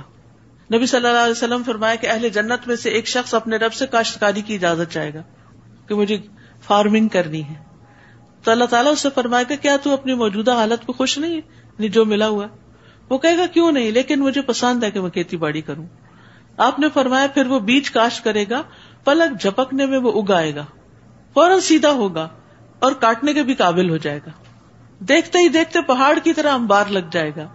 تو اللہ تعالیٰ فرمائے گا اے آدم کے بیٹے یہ لے لے، تجھے کوئی چیز سیر نہیں کر سکتی. یعنی سب کچھ بھی مل جائے تو پھر انسان کہتا ہے کہ یہ نہ کروں، یہ نہ ہو جائے. یعنی جو اکٹھا کر چکا ہوتا ہے اس سے انجوائے نہیں کرتا اور خریدنے چل پڑتا ہے. کیا ایسا ہوتا ہے کہ آپ صرف اس وقت گروسری کریں جب سب کچھ ختم ہو جائے؟ الذین تتوفاہم الملائکۃ طیبین، وہ پرہیزگار جو پاک سیرت ہوتے ہیں، فرشتے ان کی روح قبض کرنے آتے ہیں تو کہتے ہیں تم پر سلام ہو، جو اچھے عمل تم کرتے رہے اس کے صلے میں جنت میں داخل ہو جاؤ. اوپر کافر کا انجام بتایا گیا اور یہاں مومن کا انجام بتایا گیا کہ اس کو آ کر پہلے سلام کرتے ہیں. فرشتے خوشخبری دینے کے لیے آئیں یا جان نکالنے کے لیے آئیں تو سلام کرتے ہیں. سلام ہو تم پر جو اچھے عمل تم کرتے رہے اس کے صلے میں جنت میں داخل ہو جاؤ. یعنی جنت میں جانے کے لیے بہرحال اعمال چاہیے، اگرچہ وہ کافی نہیں، باقی اللہ کی رحمت ہو جائے گی، لیکن نیک عمل کے بغیر پھر صرف انسان خوش فہمی میں جیتا ہے. هل ينظرون الا ان تأتيهم الملائکہ، کیا اب یہ لوگ اس بات کا انتظار کر رہے ہیں کہ ان کے پاس فرشتے آئیں یا تیرے رب کا حکم آ جائے؟ ان سے پہلے بھی لوگوں نے یہی کچھ کیا تھا. اللہ نے تو ان پر ظلم نہیں کیا، وہ خود ہی اپنے آپ پر ظلم کر رہے تھے. پھر انہیں اپنے اعمال کے برے نتائج سے دوچار ہونا پڑا، اور جس عذاب کا وہ مذاق اڑایا کرتے تھے اسی نے انہیں گھیر لیا. اور یہ مشرکین کہتے ہیں اگر اللہ چاہتا تو نہ ہم اللہ کے سوا کسی چیز کی عبادت کرتے اور نہ ہمارے آباء و اجداد، نہ ہی ہم اس کے حکم کے بغیر کسی چیز کو حرام قرار دیتے. ان سے پہلے لوگوں نے بھی یہی کچھ کیا تھا. رسولوں پر تو صرف یہی ذمہ داری ہے کہ وہ واضح طور پر پیغام پہنچا دیں. ہم نے ہر امت میں ایک رسول بھیجا جو انہیں یہی کہتا تھا کہ اللہ کی عبادت کرو اور طاغوت سے بچو. پھر کچھ ایسے لوگ تھے جنہیں اللہ نے ہدایت دے دی اور کچھ ایسے تھے جن پر گمراہی ثابت ہو گئی. سو تم زمین میں چل پھر کر دیکھ لو کہ جھٹلانے والوں کا انجام کیا ہوا. ایسے لوگوں کی ہدایت کے لیے آپ کتنی ہی خواہش کریں، اللہ جسے گمراہ کر دے اسے کوئی ہدایت نہیں دے سکتا اور ان کا کوئی مددگار بھی نہیں. اور وہ اللہ کی پکی قسمیں کھا کر کہتے ہیں کہ جو مر جاتا ہے اللہ اسے دوبارہ نہیں اٹھائے گا. اٹھائے گا کیوں نہیں؟ یہ تو ایسا وعدہ ہے جسے پورا کرنا اللہ کے ذمہ ہے، لیکن اکثر لوگ جانتے نہیں. اللہ نے ہر چیز جوڑا جوڑا پیدا کی ہے. تو زندگی کا جوڑا موت ہے اور موت کا جوڑا زندگی. کنتم امواتن، ہم کیا تھے؟ مردہ. فاحیاکم، ہو گئے زندہ. ثم یمیتکم، پھر ہوں گے مردہ. ثم یحییکم، پھر زندہ ہوں گے. لیکن اس کے بعد کوئی موت نہیں. قیامت کے دن موت کو ذبح کر دیا جائے گا. تو اہل جہنم اتنا روئیں گے کہ اگر وہ مر سکتے غم سے تو مر جاتے، اور اہل جنت بہت خوش ہو جائیں گے کہ اللہ نے ان کی چھوٹی موٹی اطاعت کو قبول کر لیا ہے. یہ اٹھانا اس لیے ضروری ہے کہ اللہ ان پر وہ حقیقت واضح کر دے جس میں یہ اختلاف کر رہے ہیں، اور اس لیے بھی ضروری ہے کہ کافر جان لیں کہ وہی جھوٹے تھے تو ہم جب کسی چیز کا ارادہ کر لیتے ہیں تو بس اتنا ہی کہہ دیتے ہیں کہ ہو جا تو وہ ہو جاتی ہے. تو اگر کسی کا اس بات پر ایمان ہو کہ اللہ تعالیٰ صرف کن کہہ کے سب کچھ کر سکتا ہے, تو پھر اس طرح کی باتیں کرنا کہ کیا اللہ تعالیٰ کوئی ایسی چیز پیدا کر سکتا ہے کہ جس کو وہ خود نہ اٹھا سکے, یہ سوال اس کے ذہن میں پیدا ہوتے ہیں جو اللہ کی قدر نہیں کرتا, جو اللہ کو پہچانتا نہیں اور اس کی طاقت کو نہیں جانتا, جو اس کی معرفت نہیں رکھتا. اور جن لوگوں نے ظلم سہنے کے بعد اللہ کے لیے گھر بار چھوڑے, ہاجرو, ہجرت کی, ہم انہیں دنیا میں بھی بہت اچھا ٹھکانہ دیں گے اور آخرت کا اجر تو بہت بڑا ہے, کاش وہ لوگ جانتے ہوتے. یاد رکھیے, جو شخص اللہ کی خاطر کوئی چیز چھوڑ دیتا ہے اللہ اس کو اس سے بہتر عطا کرتا ہے, چاہے کوئی کھانے کی چیز ہو, چاہے کوئی استعمال کی چیز ہو, جس کو چھوڑنے میں اللہ کی رضا مطلوب ہو, یا اپنا گھر بار اور وطن ہو. اور آخرت کا اجر تو بہت بڑا ہے, کاش وہ لوگ جانتے ہوتے. کاش لوگوں کو پتا ہوتا کہ اللہ نے ایسے لوگوں کے لیے جو اللہ کی خاطر گھر بار چھوڑ دیتے ہیں ان کے لیے کتنا بڑا اجر لکھ رکھا ہے, تاکہ ان کا شوق اور بڑھ جاتا. یعنی جن لوگوں نے صبر کیا اور اپنے رب پر ہی بھروسہ کرتے ہیں. آپ سے پہلے ہم نے جتنے بھی رسول بھیجے ہیں وہ آدمی ہی ہوتے تھے جن کی طرف ہم وحی کرتے تھے, لہٰذا اگر تم خود نہیں جانتے تو اہل علم سے پوچھ لو.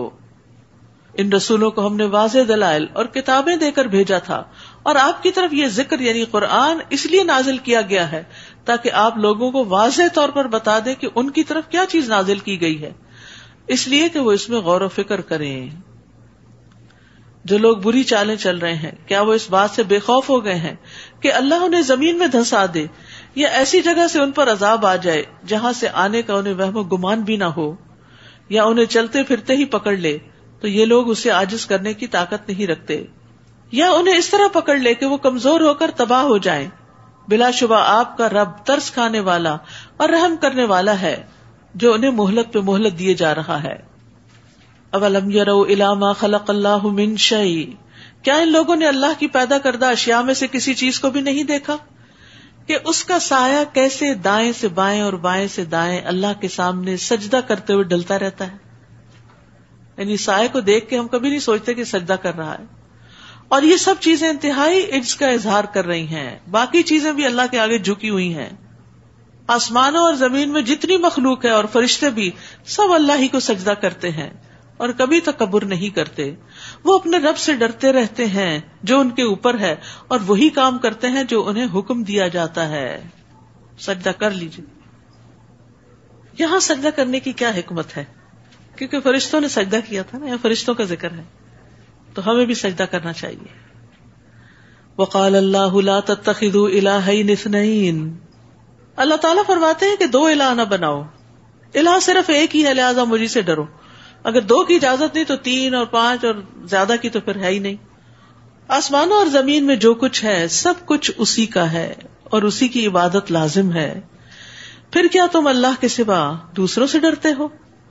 تمہیں جو نعمت بھی مل رہی ہے وہ اللہ کی طرف سے ہے. سوچے تو صحیح, جو کچھ بھی آپ کو ملا, زندگی ملی, صلاحیتیں ملی, ذہانت ملی, گھر بار ملا, کھانے پینے کو, پہننے اوڑھنے کو, گھومنے پھرنے کو, آل اولاد, بچے, بچوں کے بچے, یہ ساری نعمتیں اللہ نے دی ہیں. وما بکم من نعمت فمن اللہ. پھر جب تمہیں کوئی تکلیف پہنچتی ہے تو اسی کے آگے چیخو پکار کرتے ہو, یعنی نعمتوں میں اس کو بھول جاتے ہو, تکلیف آتی ہے تو پھر ہی اس کی طرف راغب ہوتے ہو. پھر جب وہ تم سے اس تکلیف کو دور کر دیتا ہے تو تم میں سے کچھ لوگ اپنے رب کے ساتھ شرک کرنے لگتے ہیں. پھر وہ دوسروں کو کریڈٹ دیتے ہیں, فلاں ڈاکٹر کی وجہ سے میں صحت یاب ہو گئی, یا فلاں انسان کی مدد سے میری مشکل آسان ہو گئی.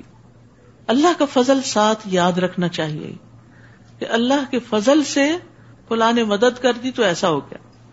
پھر جب وہ تم سے اس تکلیف کو دور کر دیتا ہے تو تم میں سے کچھ اپنے رب کے ساتھ شرک کرنے لگتے ہیں تاکہ اللہ نے انہیں جو کچھ دے رکھا ہے اس کا شکریہ ادا کرنے کی بجائے اس کی ناشکری ہی کریں. اچھا کچھ دیر مزے کر لو, بس تھوڑی سی مہلت اور ہے, کر لو جو دنیا میں کرنا ہے, ان قریب تمہیں حقیقت معلوم ہو جائے گی. نیز جو رزق ہم نے انہیں دے رکھا ہے اس میں سے ایسے شریکوں کا حصہ مقرر کرتے ہیں جن کے متعلق انہیں علم نہیں ہے, پتہ ہی نہیں, ان کی کوئی حقیقت ہی نہیں, اور ان کے نام پر نظر نیاز دی جا رہی ہے. اللہ کی قسم جو کچھ تم اللہ پر افترا کرتے ہو، جھوٹ گڑتے ہو، اس کی تم سے ضرور باز پرس ہوگی. ان لوگوں نے اللہ کے لیے بیٹیاں تجویز کی ہیں. اہل عرب میں بھی کئی قبائل ایسے تھے جو فرشتوں کو اللہ کی بیٹیاں قرار دیتے تھے، حالانکہ وہ ایسی باتوں سے پاک ہے، اور ان کے لیے وہ کچھ ہے جو وہ خود چاہیں، یعنی خود اپنے لیے بیٹے پسند کرتے ہیں اور اللہ کی بیٹیاں قرار دیتے ہیں. اور جب ان میں سے کسی کو لڑکی کی پیدائش کی خبر دی جاتی ہے تو اس کا چہرہ سیاہ پڑ جاتا ہے اور وہ غم سے بھر جاتا ہے. یاد رکھیں، بیٹا ہو یا بیٹی، یہ اللہ کی تقسیم ہے، اور اللہ کی تقسیم مومن کے لیے بڑی بہتر ہوتی ہے. ہم سمجھتے ہیں کہ نہیں بیٹی نہیں، بیٹا ہی ہمیں فائدہ دے گا، تو بعض اوقات بیٹی وہ کچھ دیتی ہے جو بیٹا نہیں دیتا. وَلَيْسَ الذَّكَرُ كَالْأُنثَىٰ. لیکن اہل عرب یہ بات سمجھتے نہیں تھے، اور آج کی جاہلیت میں بھی آپ دیکھیں کہ بیٹیوں کی پیدائش پہ لوگ غمگین ہو جاتے ہیں کہ ان کو بیٹی کی پیدائش کی خبر دی جاتی ہے تو یہ غمگین ہو جاتے ہیں. اور یہ کس کا فعل ہے؟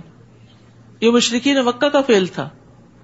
مومن کو یہ زیب نہیں دیتا کہ وہ بیٹیوں کی پیدائش پہ غمگین ہو، وہ اللہ کا فیصلہ سمجھ کے اس کو قبول کرتا ہے. اور اس میں یہ بھی ہے کہ ہمیں بیٹیوں کو برا نہیں سمجھنا چاہیے. نبی صلی اللہ علیہ وسلم نے فرمایا، بیٹیوں کو برا نہ سمجھا کرو کیونکہ وہ انتہائی قیمتی اور غمخوار ہوتی ہیں. جتنی وہ والدین کی کیئر کرتی ہیں، ان کا ساتھ دیتی ہیں، بیٹے نہیں دیتے، وہ اپنی دنیا میں ہوتے ہیں. رسول اللہ صلی اللہ علیہ وسلم نے فرمایا، مومن پر تعجب ہے کہ اللہ اس کے لیے جو فیصلہ فرماتا ہے وہ اس کے حق میں بہتر ہی ہوتا ہے. اگر عورتوں کو یہ والی بات سمجھ آ جائے، یہ حدیث پلے باندھ لیں، تو جو بھی پیدا ہو اس پر پھر غم نہ کریں، راضی ہو جائیں. اور جو اللہ سے راضی ہوتا ہے، اللہ اس کے ساتھ کیا معاملہ کرتا ہے؟ اللہ تعالیٰ اس سے راضی ہو جاتا ہے. اگر ہم ہی ناراض ہیں اللہ سے تو پھر کیسے توقع رکھ سکتے ہیں کہ اللہ ہم سے راضی ہو جائے؟ اور اگر اللہ ناراض ہو گیا تو پھر کیا ہوگا؟ یتوارا من القوم من سوء ما بشر به. اور دی ہوئی خبر سے عار کی وجہ سے لوگوں سے چھپتا پھرتا ہے اور سوچتا ہے آیا اس لڑکی کو ذلت کے باوجود زندہ ہی رہنے دے یا زمین میں گاڑ دے. دیکھو یہ لوگ کیسا برا فیصلہ کرتے، یعنی ان کی یہ باتیں انتہائی غلط ہیں. بری مثال تو ان لوگوں کے لیے جو آخرت پر ایمان نہیں رکھتے. اللہ کے لیے تو بلند تر مثال ہے، وَلِلَّهِ الْمَثَلُ الْأَعْلَى. اور وہ ہر چیز پر غالب اور حکمت والا ہے. یعنی اللہ تعالیٰ کو لوگوں کی طرح نہیں سمجھنا چاہیے کہ جو مثالیں آپ لوگوں کے لیے دیتے ہیں وہ اللہ پہ چشمہ کریں.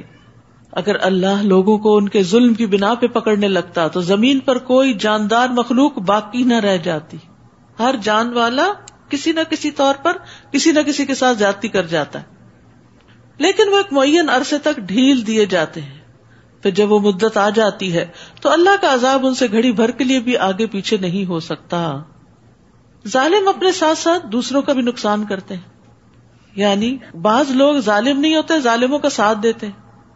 بعض لوگ ظالموں کے بیچ میں رہتے ہیں اور ان کے ظلم کو برا نہیں کہتے، تو یہ بھی درست نہیں.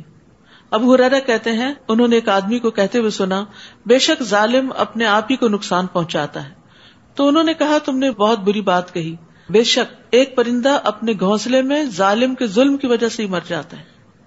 یعنی صرف اپنے آپ کو نہیں نقصان دیتا بلکہ دوسروں کو بھی نقصان دیتا ہے. تو ظلم کی 3 قسمیں ہیں. ایک ہے اللہ کے ساتھ اور وہ ہے شرک، جو سب سے بڑا ظلم ہے. ان الشرک لظلم عظیم. دوسرا جو بندوں کا بندوں پہ ظلم ہوتا ہے، حقوق العباد میں کمی، اللہ اس کو معاف نہیں کرے گا جب تک بندے نہیں کریں گے. اور تیسرے جو اللہ اور بندوں کے بیچ میں ہوتا ہے، یعنی جیسے کوئی گناہ کا کام کر لیا تو اللہ تعالیٰ جس کو چاہے معاف کر دے. تو یہ یاد رکھیے کہ اللہ تعالیٰ ہر صورت میں مظلوموں کو ظالموں سے قصاص دلوائے گا. وہ جو کنترا کی بات ہوئی نا پہلے، وہ جگہ ایسی ہے کہ جہاں مومن بھی ایک دوسرے سے اپنے حساب کتاب پورے کر لیں گے، اور میدان حشر میں بھی لوگوں کو جواب دہی کرنی ہوگی اگر کسی پر بھی ظلم کیا، کسی کا بھی حق مارا. یہ لوگ اللہ کے لیے وہ تجویز کرتے ہیں جسے خود ناپسند کرتے ہیں، اور ان کی زبانیں جھوٹ بکتی ہیں کہ ان کے لیے بھلا ہی بھلا ہے. ان کے لیے یقینی چیز تو دوزخ کی آگ ہے اور اس میں یہ سب سے آگے دھکیلے جائیں گے. اللہ کی قسم ہم آپ سے پہلے بہت سی امتوں کی طرف رسول بھیج چکے ہیں، تو یہی ہوتا رہا ہے کہ شیطان انہیں ان کے کرتوت مزین کر کے دکھاتا رہا، اور آج بھی شیطان ہی ان کا دوست بنا ہوا ہے اور انہیں دردناک عذاب ہوگا. تو انسان جس کی اطاعت کرتا ہے وہ اس کا دوست کہلاتا ہے، ولی کہلاتا ہے. ہم نے آپ پر یہ کتاب صرف اس لیے نازل کی کہ جن باتوں میں یہ لوگ اختلاف کر رہے ہیں ان کے بارے میں آپ ان پر واضح کر دیں. نیز یہ کتاب ایمان لانے والوں کے لیے ہدایت اور رحمت بھی ہے، یعنی اختلاف کو ختم کرنے والی بھی ہے اور ہدایت اور رحمت بھی ہے. اور اللہ ہی نے آسمان سے پانی برسایا جس سے زمین کو اس کے مردہ ہونے کے بعد زندہ کیا. بارش، اس میں بھی ان لوگوں کے لیے نشانی ہے جو غور سے سنتے ہیں. بارش کی آواز بھی ہوتی ہے نا. نیز تمہارے لیے چوپایوں میں بھی عبرت کے نشان موجود ہیں. ان کے پیٹوں میں غذا کا فضلہ اور خون موجود ہوتا ہے، تو ان دونوں چیزوں کے درمیان سے ہم تمہیں خالص دودھ پلاتے ہیں جو پینے والوں کے لیے خوشگوار ہوتا ہے. سبحان اللہ. گائے چارہ کھاتی ہے، معدے میں جاتا ہے، اس سے فضلہ بھی بنتا ہے، پیشاب اور گوبر بنتا ہے، اور دوسری طرف خون بنتا ہے. ان دو چیزوں کے بیچ میں خالص دودھ بھی پیدا ہوتا ہے. یہ اللہ کی بہت بڑی قدرت کی نشانی. یہ تقسیم کون کرتا ہے، یہ ڈسٹریبیوشن کون کرتا ہے کہ ہاضمے کے بعد کون سی چیز کس نالی میں جانی چاہیے. ورنہ اگر دودھ کی نالی میں تھوڑی سی بھی آمیزش ہو جائے کسی اور چیز کی تو دودھ پینے کے لائق نہ رہے. دودھ بڑی بہترین چیز ہے. دودھ کا تحفہ واپس نہیں کرنا چاہیے. نبی صلی اللہ علیہ وسلم نے فرمایا 3 چیزیں لوٹائی نہ جائیں، تکیہ، تیل اور دودھ. تیل میں خوشبو ہے، تیل کے لیے عربی میں لفظ دہن ہے. دودھ پلانا باعث اجر ہوتا ہے. نبی صلی اللہ علیہ وسلم نے فرمایا جو شخص کسی کو ہدیے میں چاندی یا سونا دے، یعنی کوئی گولڈ کا گفٹ دے، یا کسی کو مشکیزہ دے، کوئی استعمال کی چیز دے، یا کسی کو دودھ پلا دے، تو یہ ایسے ہے جیسے غلام کو آزاد کرنا یا اس کی آزادی میں قیمت دینا. کیونکہ آج کے دور میں تو غلام نہیں، تو غلام کو آزاد کرنے کا بہت بڑا ثواب ہے، کیونکہ غلام آزاد کرنا اپنے آپ کو جہنم سے آزاد کروانا ہے. تو اس کے آلٹرنیٹ کیا ہے کہ انسان جہاں جس چیز کی ضرورت ہو وہ چیز دے دے. خواب میں اگر کوئی دودھ دیکھتا ہے تو یہ فطرت کی علامت ہے، یعنی وہ دین پر ہے. رسول اللہ صلی اللہ علیہ وسلم نے فرمایا میں نے خواب میں اتنا دودھ پیا کہ میں دودھ کی سیرابی دیکھنے لگا جو میرے ناخنوں پر بہ رہی تھی. پھر میں نے پیالہ عمر کو دے دیا. صحابہ نے پوچھا اس کی تعبیر کیا؟ آپ نے فرمایا علم. دودھ پی کر دعا بھی پڑھنی چاہیے. اللہم بارک لنا فیہ وارزقنا خیرا منہ، یا اللہم بارک لنا فیہ وزدنا منہ، کہ اللہ تو ہمارے لیے اس میں برکت عطا فرما اور ہمیں اس سے زیادہ دے. نیز کھجور اور انگور کے پھلوں سے بھی کیا کیا نعمتیں اللہ نے پیدا کی. اور روزے میں تو اب یہ نعمتیں آپ کو بہت اچھی لگ رہی ہوگی. دودھ کا ذکر ہے اور پھلوں کا اور انگوروں کا. اللہ کی خاطر اپنی بھوک پیاس کنٹرول کی ہوئی ہے نا. اللہ بہترین مہمانی کرے گا انشاءاللہ. اللہ ہمیں حوض کوثر سے بھی پلائے اور سلسبیل کے چشموں سے بھی پلائے اور اپنے ہاتھ سے بھی شراب طہور پلائے. وسقاہم ربہم شرابا طہورا، کیونکہ اس پیاس کا مقصد اس کے سوا کچھ نہیں کہ اپنے رب کو راضی کریں. نیز کھجور اور انگور کے پھلوں سے بھی ہم تمہیں ایک مشروب پلاتے ہیں جسے تم نشہ آور بھی بنا لیتے ہو اور عمدہ رزق بھی. عربوں کے یہاں انگور کی شراب بنائی جاتی تھی. اہل دانش کے لیے اس میں بھی ایک نشانی، یعنی اللہ نے اتنا پاک رزق پیدا کیا تو اپنے لیے خراب چیزیں بناتے اس سے. نیز آپ کے رب نے شہد کی مکھی کی طرف وحی کی کہ پہاڑوں میں، درختوں میں اور انگور وغیرہ کی بیلوں میں اپنا گھر بناؤ، چھتا بناؤ. پھر ہر قسم کے پھل سے اس کا رس چوسو اور اپنے رب کی ہموار کردہ راہوں پر چلتی رہو. ان مکھیوں کے پیٹ سے مختلف رنگوں کا مشروب شہد نکلتا ہے جس میں لوگوں کے لیے شفا ہے. یقیناً اس میں ایک نشانی بھی ہے ان لوگوں کے لیے جو غور و فکر کرتے ہیں. یاد رکھیے 1 پاؤنڈ شہد بنانے کے لیے شہد کی مکھی جو ہے 55,000 میل اڑتی ہے، 55,000 مائلز فلائی کرتی، تب جا کر وہ 1 پاؤنڈ شہد بنتا ہے. اور ہم شہد کے استعمال میں بعض اوقات بڑی زیادتی کرتے ہیں. چمچ سے لگا ہے تو اس کو چاٹنے کی بجائے ایسے ہی دھونے کے لیے پھینک دیتے ہیں، یا ڈالتے ہوئے اگر کچھ گر گیا ہے تو اٹھاتے نہیں. مکھی کی بیچاری کی جان چلی گئی محنت کر کر کے، اور ہم نے اتنی بھی قدردانی نہیں کی. اور یہ سارا پروسیس یہاں بتا دیا گیا کہ مکھی پھولوں میں سے رس نکالتی ہے، پھر اپنے چھتے تک لے کے جاتی ہے، پھر وہ چھتے میں رہنے والی مکھیوں کو دیتی ہے وہ رس، جو اسے ایک دوسرے کو ٹرانسفر کرتی رہتی ہیں جب تک کہ رطوبت جو ہے 70% سے 20% نہ ہو جائے. اور اس طرح وہ رس جو ہے وہ ٹرانسفارم ہوتا ہوتا شہد بن جاتا ہے. اور مکھی اپنے وزن جتنا بوجھ اٹھا لیتی، جبکہ آج بڑے سے بڑا جہاز اپنے وزن کا صرف 1/4 اٹھا سکتا ہے. اور ہم اپنے وزن کا کتنا اٹھا سکتے؟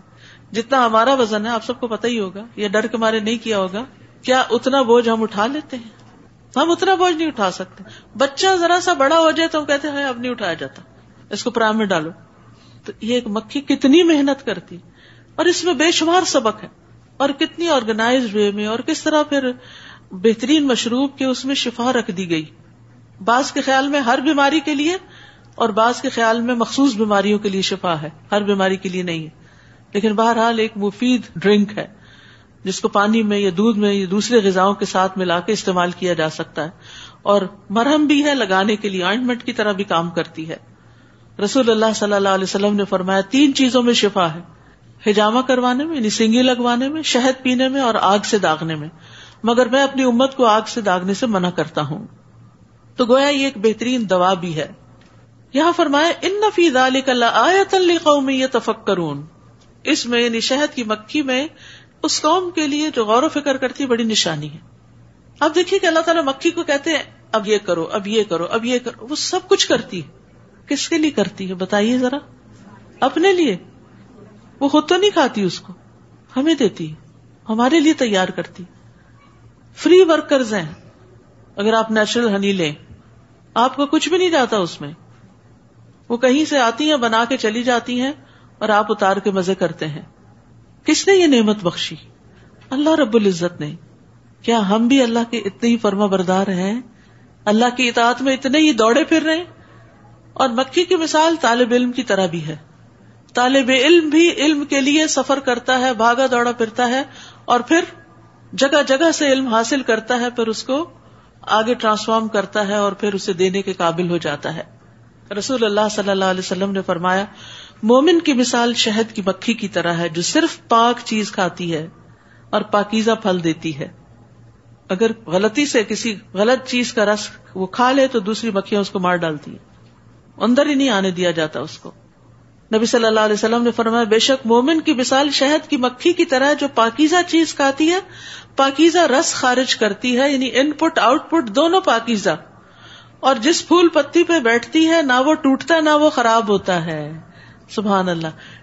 یہ طریقہ سکھا دیا گیا کہ مومن نے دنیا میں مختلف چیزوں کو کس طرح ہینڈل کرنا ہے, کس طرح اس سے استعمال کرنا ہے, اور ہم کس طرح ریسورسز کو ابیوز کر رہے ہیں.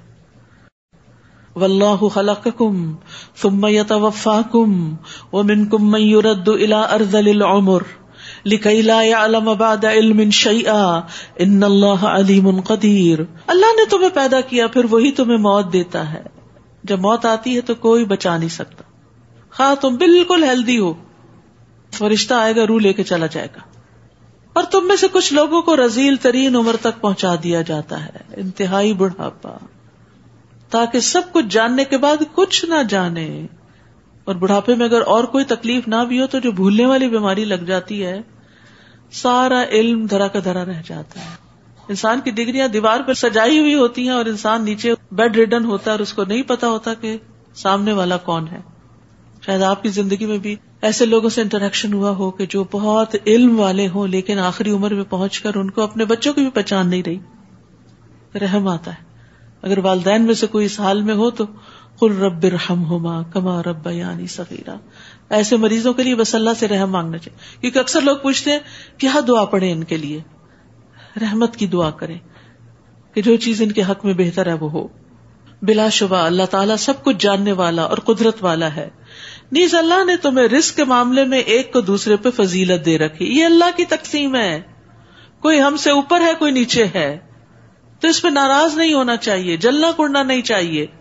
بہن بھائیوں میں بڑا فرق واقع ہو جاتا ہے بعض اوقات, پھر اس بنا پہ آپس کے تعلقات میں بڑی کشیدگی پیدا ہو جاتی. پھر جن لوگوں کو رزق زیادہ دیا گیا وہ ایسے تو نہیں جو زائد رزق کو اپنے غلاموں کی طرف لوٹا دیں کہ ایکسٹرا کسی اور کو دے دیں کہ آقا و غلام سب رزق میں برابر ہو جائیں. کیا پھر وہ اللہ کی نعمتوں کا انکار کرتے ہیں؟ کیا وہ یہ سمجھتے کہ اللہ نے اپنے اختیارات کچھ مخلوق کو دے دیے؟ اللہ نے تمہارے لیے تمہیں میں سے بیویاں بنائی. کتنی نعمتوں کا ذکر, گنتے ہی چلے جائیں. اور تمہاری بیویوں سے تمہارے لیے بیٹے اور پوتے بنائے. یا بیویوں کی قدر بھی بتائے گی کہ ان سے تمہیں یہ نعمتیں ملی. بعض اوقات لوگ کیا کرتے ہیں, بیوی کو تو جوتی کی نوک پہ رکھتے ہیں, جب چاہا ٹھکرا دیا, جب چاہا ذلیل کر دیا, جب چاہا ڈانٹ ڈپٹ کر دیا, اور اپنے بچوں سے بڑا پیار ہوتا ہے. اور پھر اگر ان کے آگے بچے ہو جائے تو ان سے تو اور بھی پیار ہو جاتا ہے. لیکن جو سبب بنی ہے اس کی کوئی عزت نہیں. کس قدر ظلم کی بات ہے. تو اللہ سبحانہ وتعالیٰ یہ بھی تو کہہ سکتے تھے کہ اللہ نے تمہیں بیٹے اور پوتے دیے. کیا فرمایا؟ وَجَعَلَ لَكُم مِّنْ أَزْوَاجِكُم بَنِينَ وَحَفَدًا وَرَزَقَكُم مِّنَ الطَّيِّبَاتِ، اور تمہیں پاکیزہ چیزوں کا رزق عطا کیا. کیا پھر وہ باطل معبودوں پر یقین رکھتے ہیں اور اللہ کی نعمتوں کا انکار کرتے ہیں؟ اللہ کے سوا وہ جن چیزوں کو پوجتے ہیں وہ آسمانوں اور زمین سے انہیں رزق مہیا کرنے کا کچھ اختیار نہیں رکھتی اور نہ ہی وہ یہ کام کر سکتی ہیں. فَلَا تَضْرِبُوا لِلَّهِ الْأَمْثَالَ، اللہ کے لیے مثالیں مت بیان کرو، اللہ جانتا ہے اور تم نہیں جانتے. اللہ ایک مثال بیان کرتا ہے. ایک غلام ہے جو خود کسی کی ملکیت ہے، وہ کسی چیز کی قدرت نہیں رکھتا، اور دوسرا وہ ہے جسے ہم نے عمدہ رزق عطا کیا، پھر وہ اس سے خفیہ اور علانیہ ہر طور پر خرچ کرتا ہے. کیا یہ دونوں برابر ہو سکتے ہیں؟ نہیں. اللہ سب کچھ دینے والا ہے اور ہم دوسروں کی طرف دیکھتے ہیں. سب تعریف اللہ ہی کے لیے ہے، بلکہ اکثر لوگ یہ سیدھی سی بات بھی نہیں جانتے. نیز اللہ ایک اور مثال بیان کرتا ہے. 2 آدمی ہیں جن میں سے ایک گنگا بہرا ہے، کسی بات کی قدرت نہیں رکھتا، کچھ کرنے کے قابل نہیں، وہ اپنے مالک پر بوجھ بنا ہوا ہے، مالک اسے جہاں بھیجتا ہے وہ بھلائی سے نہیں آتا. کیا ایسا شخص اس دوسرے کے برابر ہو سکتا ہے جو انصاف کے ساتھ حکم دیتا ہے اور سیدھی راہ پر گامزن ہے؟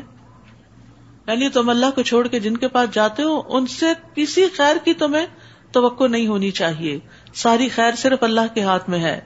آسمانوں اور زمین کے پوشیدہ حقائق کا علم تو اللہ ہی کو ہے، اور قیامت کا سلسلہ یوں ہوگا جیسے آنکھ کی جھپک، بلنک کا فنائے، بس اتنی دیر میں قیامت آ جائے گی. اللہ اکبر. اللہ کی قدرت کا اندازہ ہوتا ہے. یا اس سے بھی جلد تر، آنکھ بلنک کرنے میں بھی ٹائم لگتا ہے.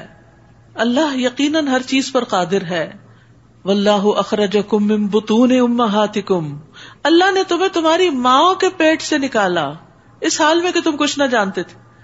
پھر ماں کا ذکر ہے یہاں، اور کس طرح بچہ ماں کے پیٹ سے باہر آتا ہے جو اس کی زندگی اور موت کا سوال بن جاتا ہے. تو ماں کی قدر کرنی چاہیے. ماں کی اس تکلیف کو اگر انسان یاد کر لے تو اس کی کوئی بات بری نہ لگے. ورنہ ایسا ہوتا ہے نا کہ ہم چھوٹی چھوٹی باتوں پر ماں باپ سے ناراض رہتے ہیں.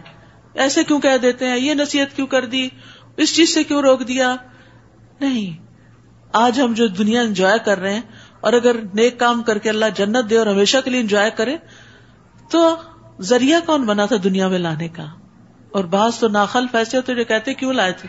انتہا درجے کی ناشکری کا کلمہ، انتہا درجے کی ناشکری. اور اسی نے تمہارے کان، آنکھیں اور دل بنائے تاکہ تم اس کا شکر ادا کرو. آنکھوں سے دیکھو نعمت کو تو شکر ادا کرو، سبحان اللہ کو، الحمدللہ کو. کانوں سے سنو، یہ دونوں دل کے دروازے ہیں نا. جو بھی چیز ان 2 ذرائع سے دل پہ اثر کرتی ہے اس پر سب سے پہلے اللہ کا شکر ادا کرو. اللہ ہمیں اس کی توفیق دے. کیونکہ ہوتا یہ ہے کہ جب ہمیں کوئی چیز اچھی لگتی ہے نا، اٹریکٹ کرتی، ہم اسی کی تعریف میں پڑ جاتے ہیں. کوئی پھول اچھا لگے، کوئی انسان اچھا لگے، کوئی کھانا اچھا لگے، بس صرف اس کی تعریف کرتے ہیں. اللہ کا شکر ادا کرنا بھول جاتے، بسم اللہ پڑھنا بھول جاتے. یعنی اللہ کا شکر ایک تو الحمدللہ کہہ کے ہوتا ہے، اللہ کو یاد کر کے ہوتا ہے، اللہ کی بڑائی بیان کر کے ہوتا ہے، اور ایک اللہ کا نام لے کر ہوتا ہے اس جگہ پر. اگر کھانے پہ آپ بسم اللہ اور آخر میں الحمدللہ کہہ دیتے تو شکر ادا ہو جاتا ہے. اللہ اس بندے سے راضی ہو جاتا ہے جو پانی کا ایک گھونٹ پیتا ہے اور الحمدللہ کہتا ہے. لیکن کتنی دفعہ ہم بے خیالی میں ایسے پکڑتے ہیں بائیں ہاتھ سے اور کھڑے ہو کے پی کے چل بھائی، سنتوں کی بھی مخالفت کی اور اللہ کو بھی ناراض کیا، اور نہ کوئی بسم اللہ اور نہ کوئی الحمدللہ. تو ان نعمتوں کا تذکرہ کیا جا رہا ہے تاکہ بندہ رب کا شکر گزار ہو، کیونکہ اللہ تعالیٰ شکر گزار بندوں سے محبت کرتا ہے. اور رمضان کا ایک مقصد وَلَعَلَّكُمْ تَشْكُرُونَ بھی ہے. اب جب نعمتوں پہ پابندی لگی ہے نا تھوڑی سی، تو پھر شام کو جب افطار کے وقت پیئیں گے نا تو خود بخود الحمدللہ نکلے گا. پھر یاد آ جاتا ہے. جب نعمتوں کی کثرت ہو جاتی ہے تو غافل ہو جاتے ہیں. پھر پرندوں کی بات کی گئی. کیا انہوں نے پرندوں کو نہیں دیکھا کہ آسمانی فضا میں کیسے مسخر ہیں؟ انہیں اللہ ہی تھامے ہوئے ہے. جو لوگ ایمان لاتے ہیں ان کے لیے اس میں بہت سی نشانیاں ہیں. پرندوں پہ غور و فکر کرو. ابو ذر کہتے ہیں کہ ہم نے رسول اللہ صلی اللہ علیہ وسلم کو چھوڑا، لیکن آپ کی زندگی میں جب کوئی پرندہ فضا میں اپنے پر پھڑپھڑاتا آپ اس سے ہمارے لیے کوئی علم کی بات نکال لیتے تھے. اڑتے پرندے سے بھی ہمیں کچھ سکھاتے تھے. یہ ہوتی ہے عبرت کی نگاہ، یہ ہوتی ہے شکر گزاری، یہ ہوتا ہے غور و فکر. جس کی ہمیں تلقین کی گئی ہے. جانوروں کی طرح نہیں رہنا دنیا میں کہ آنکھیں کان بند کر کے رکھیں اور صرف خواہشات کی تکمیل پر ہی نظر ہو اور خود غرضی کی زندگی بسر کریں.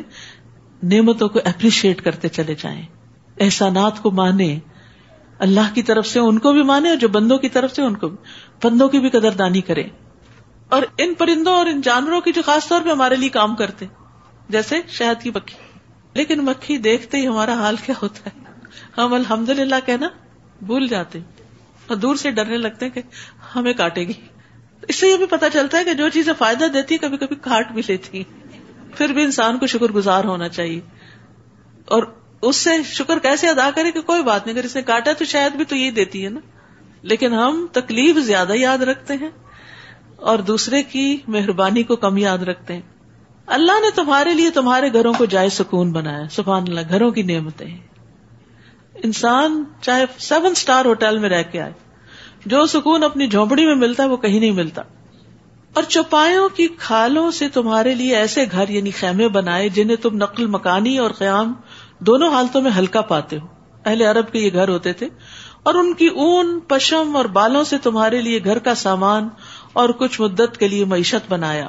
یعنی جانوروں سے بے شمار فائدے ہیں. نیز اللہ ہی نے تمہارے لیے اپنی مخلوق کی اکثر چیزوں کے سائے بنائے, وہ بھی ایک نعمت ہے. اور پہاڑوں میں کمین گاہیں چھپنے کی جگہ بنائی, اور تمہارے لیے ایسے لباس بنائے جو تمہیں گرمی سے بچاتے ہیں اور جو لڑائی کے وقت بچاتے ہیں. اللہ اسی طرح تم پر اپنی نعمتیں پوری کرتا ہے تاکہ تم فرما بردار بنو. نعمتیں تو استعمال کرنی ہی ہیں, استعمال کرنا ان کو اپریشیٹ کرنا ہے, ضائع کرنا اپریشیٹ کرنا نہیں ہے, لیکن ساتھ شعوری طور پر بھی اس کے بندے بن جاؤ. فَإِن تَوَلَّوْا, پھر اگر یہ لوگ منہ موڑتے ہیں تو اے نبی آپ پر تو بالوضاحت پیغام پہنچا دینے کی ہی ذمہ داری ہے. یعرفون نعمت اللہ ثم ینکرونها واکثرهم الکافرون, وہ اللہ کی نعمتوں کو پہچانتے بھی ہیں مگر پھر اس کا انکار کر دیتے ہیں, اور ان میں سے اکثر ناشکرے ہیں, اکثریت. اور جس دن ہم ہر امت میں سے ایک گواہ کھڑا کریں گے تو پھر کافروں کو نہ تو عذر پیش کرنے کی اجازت دی جائے گی اور نہ ہی توبہ کا موقع دیا جائے گا.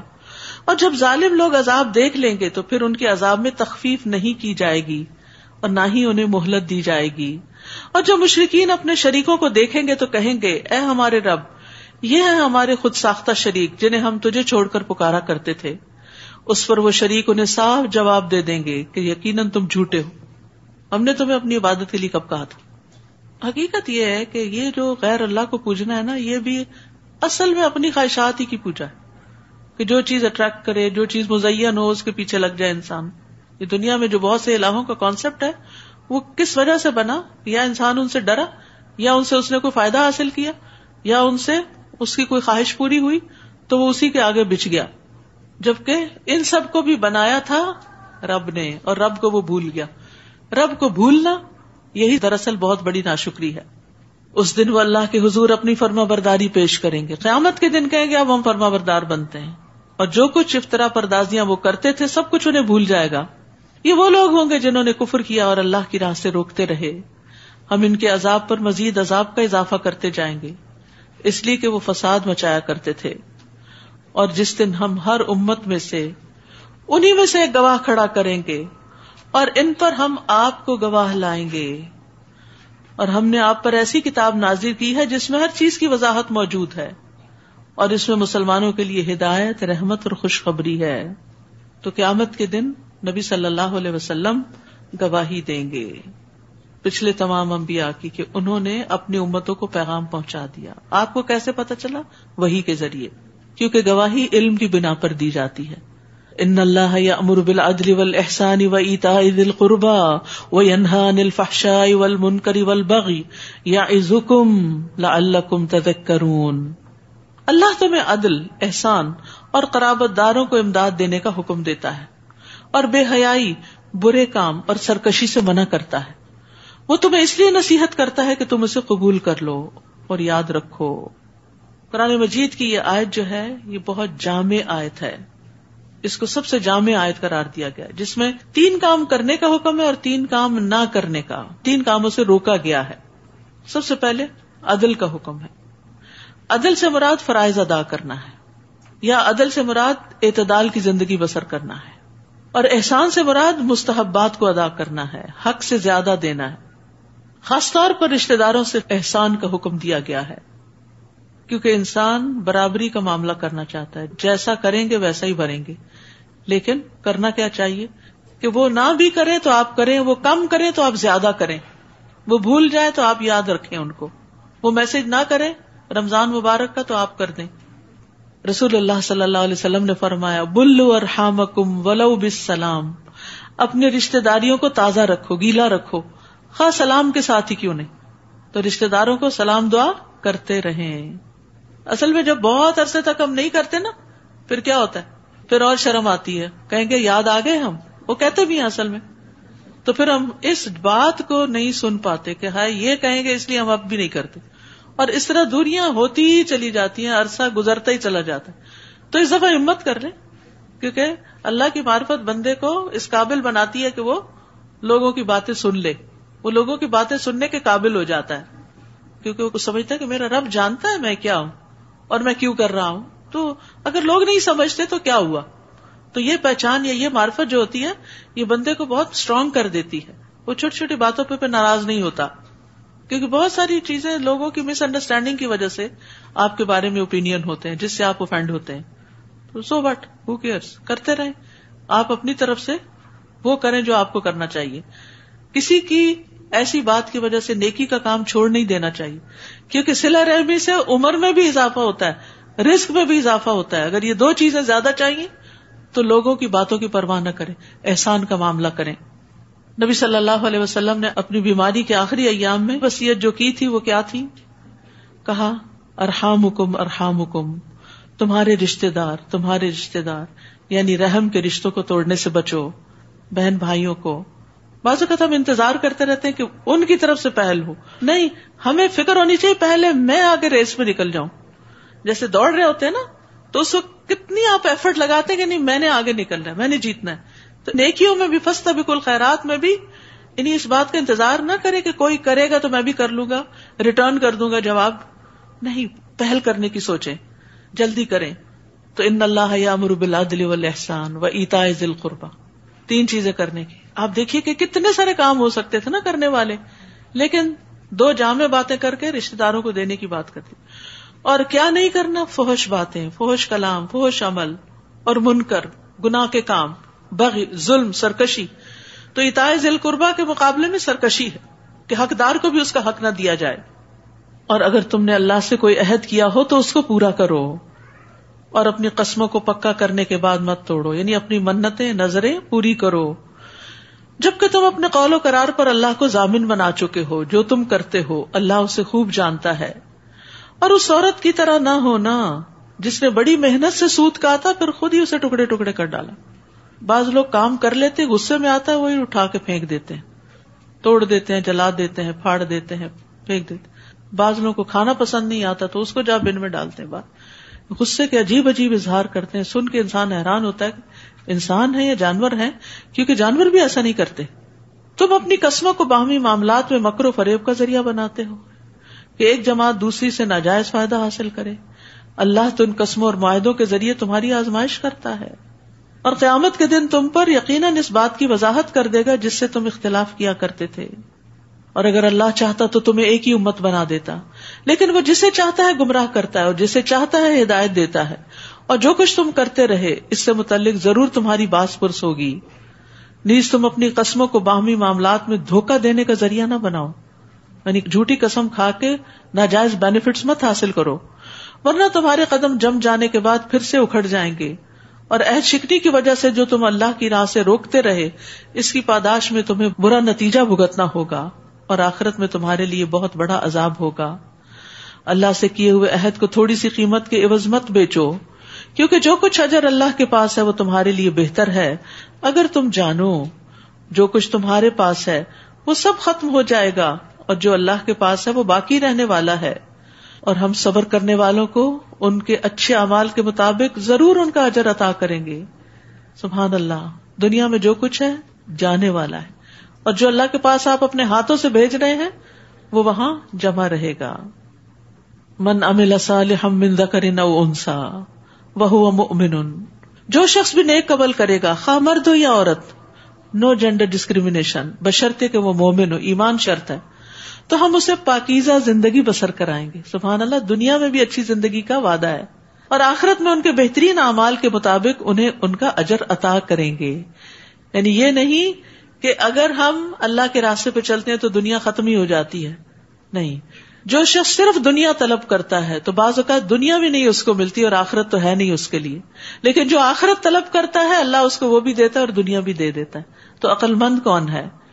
جو آخرت طلب کرے، آخرت کو پرائرٹی بنائے. وَإِذَا قَرَأْتَ الْقُرْآنَ فَاسْتَعِذْ بِاللَّهِ مِنَ الشَّيْطَانِ الرَّجِيمِ. پھر جب آپ قرآن پڑھنے لگیں تو شیطان مردود سے اللہ کی پناہ مانگ لیا کریں، یعنی اعوذ باللہ پڑھ کر شروع کیا کریں، تاکہ شیطان قاری پر قرات کو مشتبہ نہ کرے، خلط ملط نہ کر دے، اسے تدبر اور تفکر سے نہ روک دے. اسی طرح نماز میں بھی آ کے وہ وسوسے ڈالتا ہے. انہ لیس لہ سلطان علی الذین آمنوا وعلی ربہم یتوکلون. اس کا ان لوگوں پہ کوئی بس نہیں چلتا جو ایمان لائے اور اپنے رب پہ بھروسہ کرتے. تو اخلاص کے بعد توکل ایسی چیز ہے جو شیطان کے پھندے سے بچاتی ہے انسان کو. تو شیطان کا زور ایسے لوگوں پہ نہیں چلتا، اس کا بس تو صرف انہی لوگوں پہ چلتا ہے جو اسے اپنا سرپرست بناتے ہیں، اور ایسے ہی لوگ اللہ کے شریک بناتے ہیں. اور جب ہم ایک آیت کی بجائے دوسری آیت تبدیل کر کے نازل کرتے ہیں، اور اللہ جو کچھ نازل فرماتا ہے اس کی مصلحت کو خوب جانتا ہے، تو یہ لوگ کہنے لگتے ہیں کہ تم تو اپنے پاس سے بنا لائے ہو. الزام. حالانکہ ان میں سے اکثر لوگ حقیقت حال کو نہیں جانتے. آپ ان سے کہیے کہ اس قرآن کو روح القدس نے آپ کے رب کی طرف سے حق کے ساتھ بتدریج نازل کیا ہے تاکہ ایمان لانے والوں کے ایمان کو مضبوط بنا دے اور مسلمانوں کے لیے ہدایت اور بشارت ہے. ہم خوب جانتے ہیں کہ یہ لوگ کہتے ہیں کہ کوئی انسان ہے جو اس نبی کو یہ قرآن سکھا جاتا ہے، حالانکہ جس شخص کی طرف یہ بات منسوب کرتے ہیں وہ اجمی ہے، وہ عربی نہیں، اور یہ قرآن سلیس عربی زبان میں ہے. بلا شبہ جو لوگ اللہ کی آیات پر ایمان نہیں لاتے انہیں وہ کبھی راہ پر نہیں لاتا اور ان کے لیے دردناک عذاب ہے. جھوٹ تو صرف وہی لوگ گھڑتے ہیں جو اللہ کی آیات پر ایمان نہیں لاتے، اور یہی لوگ جھوٹے ہیں. جس شخص نے ایمان لانے کے بعد اللہ سے کفر کیا، الا یہ کہ وہ مجبور کر دیا جائے اور اس کا دل ایمان پر مطمئن ہو تو یہ معاف ہے. یعنی بہت تکلیف میں گر جائے تو اپنی زبان سے کوئی بات نکال دے جس پر اس کا دل راضی نہ ہو تو اس کی معافی ہے. مگر جس نے برضا اور رغبت کفر قبول کیا تو ایسے لوگوں پر اللہ کا غضب ہے اور انہی کے لیے بہت بڑا عذاب ہے. یہ اس لیے کہ انہوں نے آخرت کے مقابلے میں دنیا کی زندگی کو پسند کیا اور اللہ کفر کرنے والوں کو سیدھی راہ نہیں دکھاتا. تو یہ وہ لوگ ہیں جنہوں نے دنیا کی خاطر اپنا دین قربان کر دیا، دین چھوڑ دیا، خواہ مرتد ہو گئے یا دین پر عمل چھوڑ دیا یا اپنے فرائض ادا کرنا چھوڑ دیے. تو یاد رکھیے دنیا کو آخرت پر ترجیح دینا گھاٹے کا موجب ہے، آخرت میں محرومی کا سبب ہے. تو دنیا کی نیت انسان کے عمل کو بھی حقیر کر دیتی ہے. رسول اللہ صلی اللہ علیہ وسلم نے فرمایا، جو شخص اللہ کی راہ میں جہاد کرے اور صرف ایک رسی حاصل کرنے کی نیت کرے کہ میں وہاں جاتا ہوں غنیمت سے کچھ مل جائے گا، تو اس کے لیے وہی ہے جس کی اس نے نیت کی. یعنی دین کا کام کر کے پھر دنیا کے حقیر چھوٹے چھوٹے فائدوں کی توقع رکھنا اور اس کا انتظار کرنا، یہ سراسر خسارے کی بات ہے. اولئک الذین طبع اللہ علی قلوبہم وسمعہم وابصارہم واولئک ھم الغافلون. یہی لوگ ہیں جن کے دلوں، کانوں اور آنکھوں پر اللہ نے مہر لگا دی ہے. استغفر اللہ. یہ کیا چیز ہوتی ہے؟ یہ دنیا کی محبت ہوتی ہے جو انسان کو اندھا کر دیتی ہے اور انسان اپنی آخرت کے فائدے کو بھول جاتا ہے. اور یہی لوگ غفلت میں پڑے ہوئے ہیں. یعنی شیطان کا وار کیا ہوتا ہے؟ نیکی کے کام سے انسان کو پیچھے ہٹاتا ہے، اسے غافل کرتا ہے، پھر اسے دنیا کا کوئی کام سجاتا ہے، پھر اس میں اس کی رغبت دلاتا ہے، پھر اس میں اس کو فائدے بتاتا ہے، پھر انسان اس میں اتنا پڑ جاتا ہے کہ دین سے کوسوں دور نکل جاتا ہے، اور اس طرح انسان دنیا کو ہی اپنا محور و مقصد بنا لیتا ہے. تو ایسے لوگوں کو پھر اللہ کی بات سمجھ نہیں آتی. طبع اللہ علی قلوبہم وسمعہم وابصارہم. نہ کلام الہی سن سکتے ہیں، نہ آیات میں غور کر سکتے ہیں. لا جرم انہم فی الآخرۃ ھم الخاسرون. یقیناً یہی لوگ آخرت میں نقصان اٹھانے والے ہیں. پھر جن لوگوں نے مصائب اٹھانے کے بعد ہجرت کی، پھر جہاد کیا اور صبر کرتے رہے، تو آپ کا رب بلا شبہ ان آزمائشوں کے بعد انہیں معاف کرنے والا اور رحم کرنے والا ہے، یعنی قربانیوں کو قبول کرتا ہے۔ جس دن ہر شخص اپنی بابت جھگڑا ہی کرتا ہوا آئے گا، ہر شخص اپنا دفاع کر رہا ہوگا، میں نے یہ غلطی نہیں کی، میں نے کیوں کی، مجھے کس نے بہکایا۔ ہر کوئی اپنی طرف سے حجتیں پیش کر رہا ہوگا، اپنے اندر اتنا مشغول ہوگا کہ سب بھول جائیں گے، اور ہر ایک کو ان کے اعمال کا پورا پورا بدلہ دیا جائے گا اور ان پر کچھ ظلم نہ ہوگا۔ اللہ تعالیٰ ایک بستی کی مثال بیان کرتا ہے جو امن اور چین سے رہتی تھی اور ہر طرف سے اس کا رزق بفراغت اسے پہنچ رہا تھا۔ مکہ کی طرف اشارہ ہے۔ پھر اس نے اللہ کی نعمتوں کی ناشکری کی تو اللہ نے ان کے کرتوتوں کا مزہ یہ چکھایا کہ ان پر بھوک اور خوف کا عذاب مسلط کر دیا۔ ان کے پاس انہی میں سے ایک رسول آ چکا جسے انہوں نے جھٹلا دیا تو عذاب نے انہیں آ لیا اور وہ بے انصاف لوگ تھے۔ بس اللہ نے جو تمہیں حلال اور پاکیزہ رزق دیا ہے وہی کھاؤ اگر تم واقعی اس کی عبادت کرنے والے ہو۔ سبحان اللہ، حلال کھانا بھی عبادت ہے۔ ان کنتم ایاہ تعبدون، اگر تم واقعی اس کی بندگی کرنے والے ہو تو اللہ کی نعمت کا شکر ادا کرو، کھاؤ لیکن شکر ادا کرو۔ اللہ نے جو کچھ تم پہ حرام کیا ہے وہ ہے مردار، خون، خنزیر کا گوشت اور ہر وہ چیز جو اللہ کے علاوہ کسی اور کے نام پر مشتہر کی گئی ہو، یعنی اس پہ اللہ کے علاوہ کسی اور کا نام لیا گیا ہو، بتوں کا نام یا بزرگوں کا نام۔ پھر وہ شخص ان میں سے کوئی چیز کھانے پہ مجبور ہو جائے بشرطے کہ نہ تو وہ شرعی قانون کا باغی ہو اور نہ ضرورت سے زیادہ کھانے والا ہو، تو ایسے شخص کو اللہ معاف کرنے والا اور رحم کرنے والا ہے۔ جو جھوٹ تمہاری زبانوں پر آ جائے اس کی بنا پہ یوں نہ کہا کرو یہ چیز حلال ہے اور یہ حرام ہے۔ حلال حرام تمہارے کہنے سے نہیں ہوتی کوئی چیز، اس کا اختیار آپ کو نہیں دیا گیا، یہ صرف اللہ اور اس کے رسول کے پاس ہی ہے اتھارٹی، کہ تم اللہ پر جھوٹ افطرا گھڑنے لگو۔ جو لوگ اللہ پر جھوٹ افطرا گھڑتے ہیں وہ کبھی فلاح نہیں پاتے۔ متاع قلیل ولہم عذاب علیم، ایسے جھوٹ کا فائدہ تو تھوڑا سا ہے مگر آخرت میں ان کے لیے دردناک عذاب ہے۔ اور یہودیوں پر ہم نے جو کچھ حرام کیا تھا وہ ہم اس سے پہلے آپ کو بیان کر چکے ہیں، ان پر ہم نے ظلم نہیں کیا بلکہ وہ خود ہی اپنے آپ پر ظلم کرتے تھے۔ البتہ جن لوگوں نے لا علمی کی بنا پر کوئی برا کام کیا پھر اس کے بعد توبہ کر لی اور اپنی اصلاح کر لی تو اس کے بعد آپ کا رب یقیناً معاف کرنے والا اور رحم کرنے والا ہے۔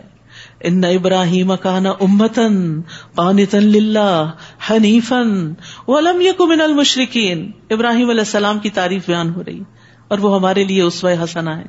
بلا شبہ ابراہیم اپنی ذات میں ایک امت تھے، یعنی پوری امت جتنا کام کر دیا انہوں نے، خواہ ان کے فالوورز بہت زیادہ اس وقت نہیں تھے، اللہ کے فرما بردار تھے، قانت دوام اطاعت اور یکسو رہنے والے، اور وہ ہرگز مشرک نہ تھے۔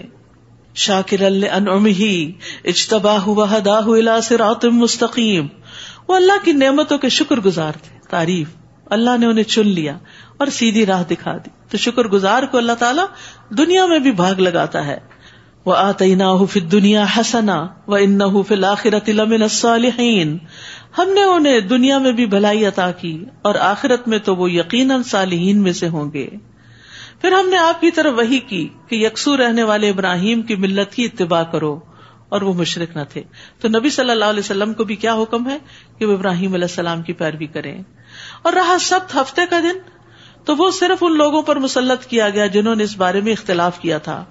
آپ کا رب قیامت کے دن یقیناً ان باتوں کا فیصلہ کرے گا جن میں یہ اختلاف کیا کرتے تھے۔ ادعو الی سبیل ربک بالحکمۃ والموعظۃ الحسنہ وجادلہم باللتی ہی احسن ان ربک هو اعلم بمن ضل عن سبیلہ وہو اعلم بالمہتدین۔ اے نبی، آپ لوگوں کو اپنے رب کے راستے کی طرف حکمت اور عمدہ نصیحت کے ساتھ دعوت دیجیے۔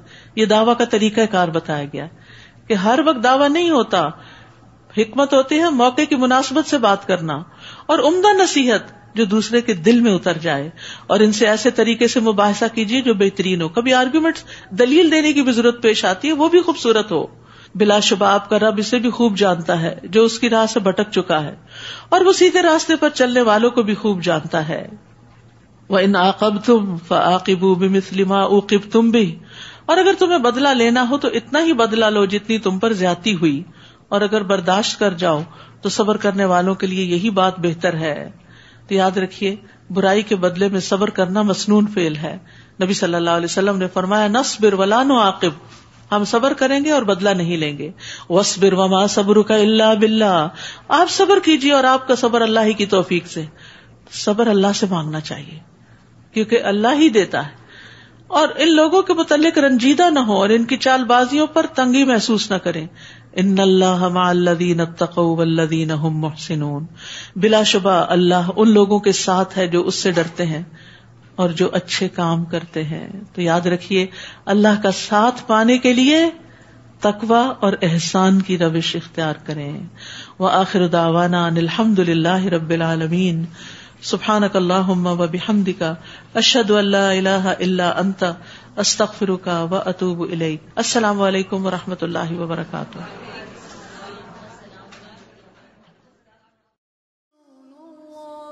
لا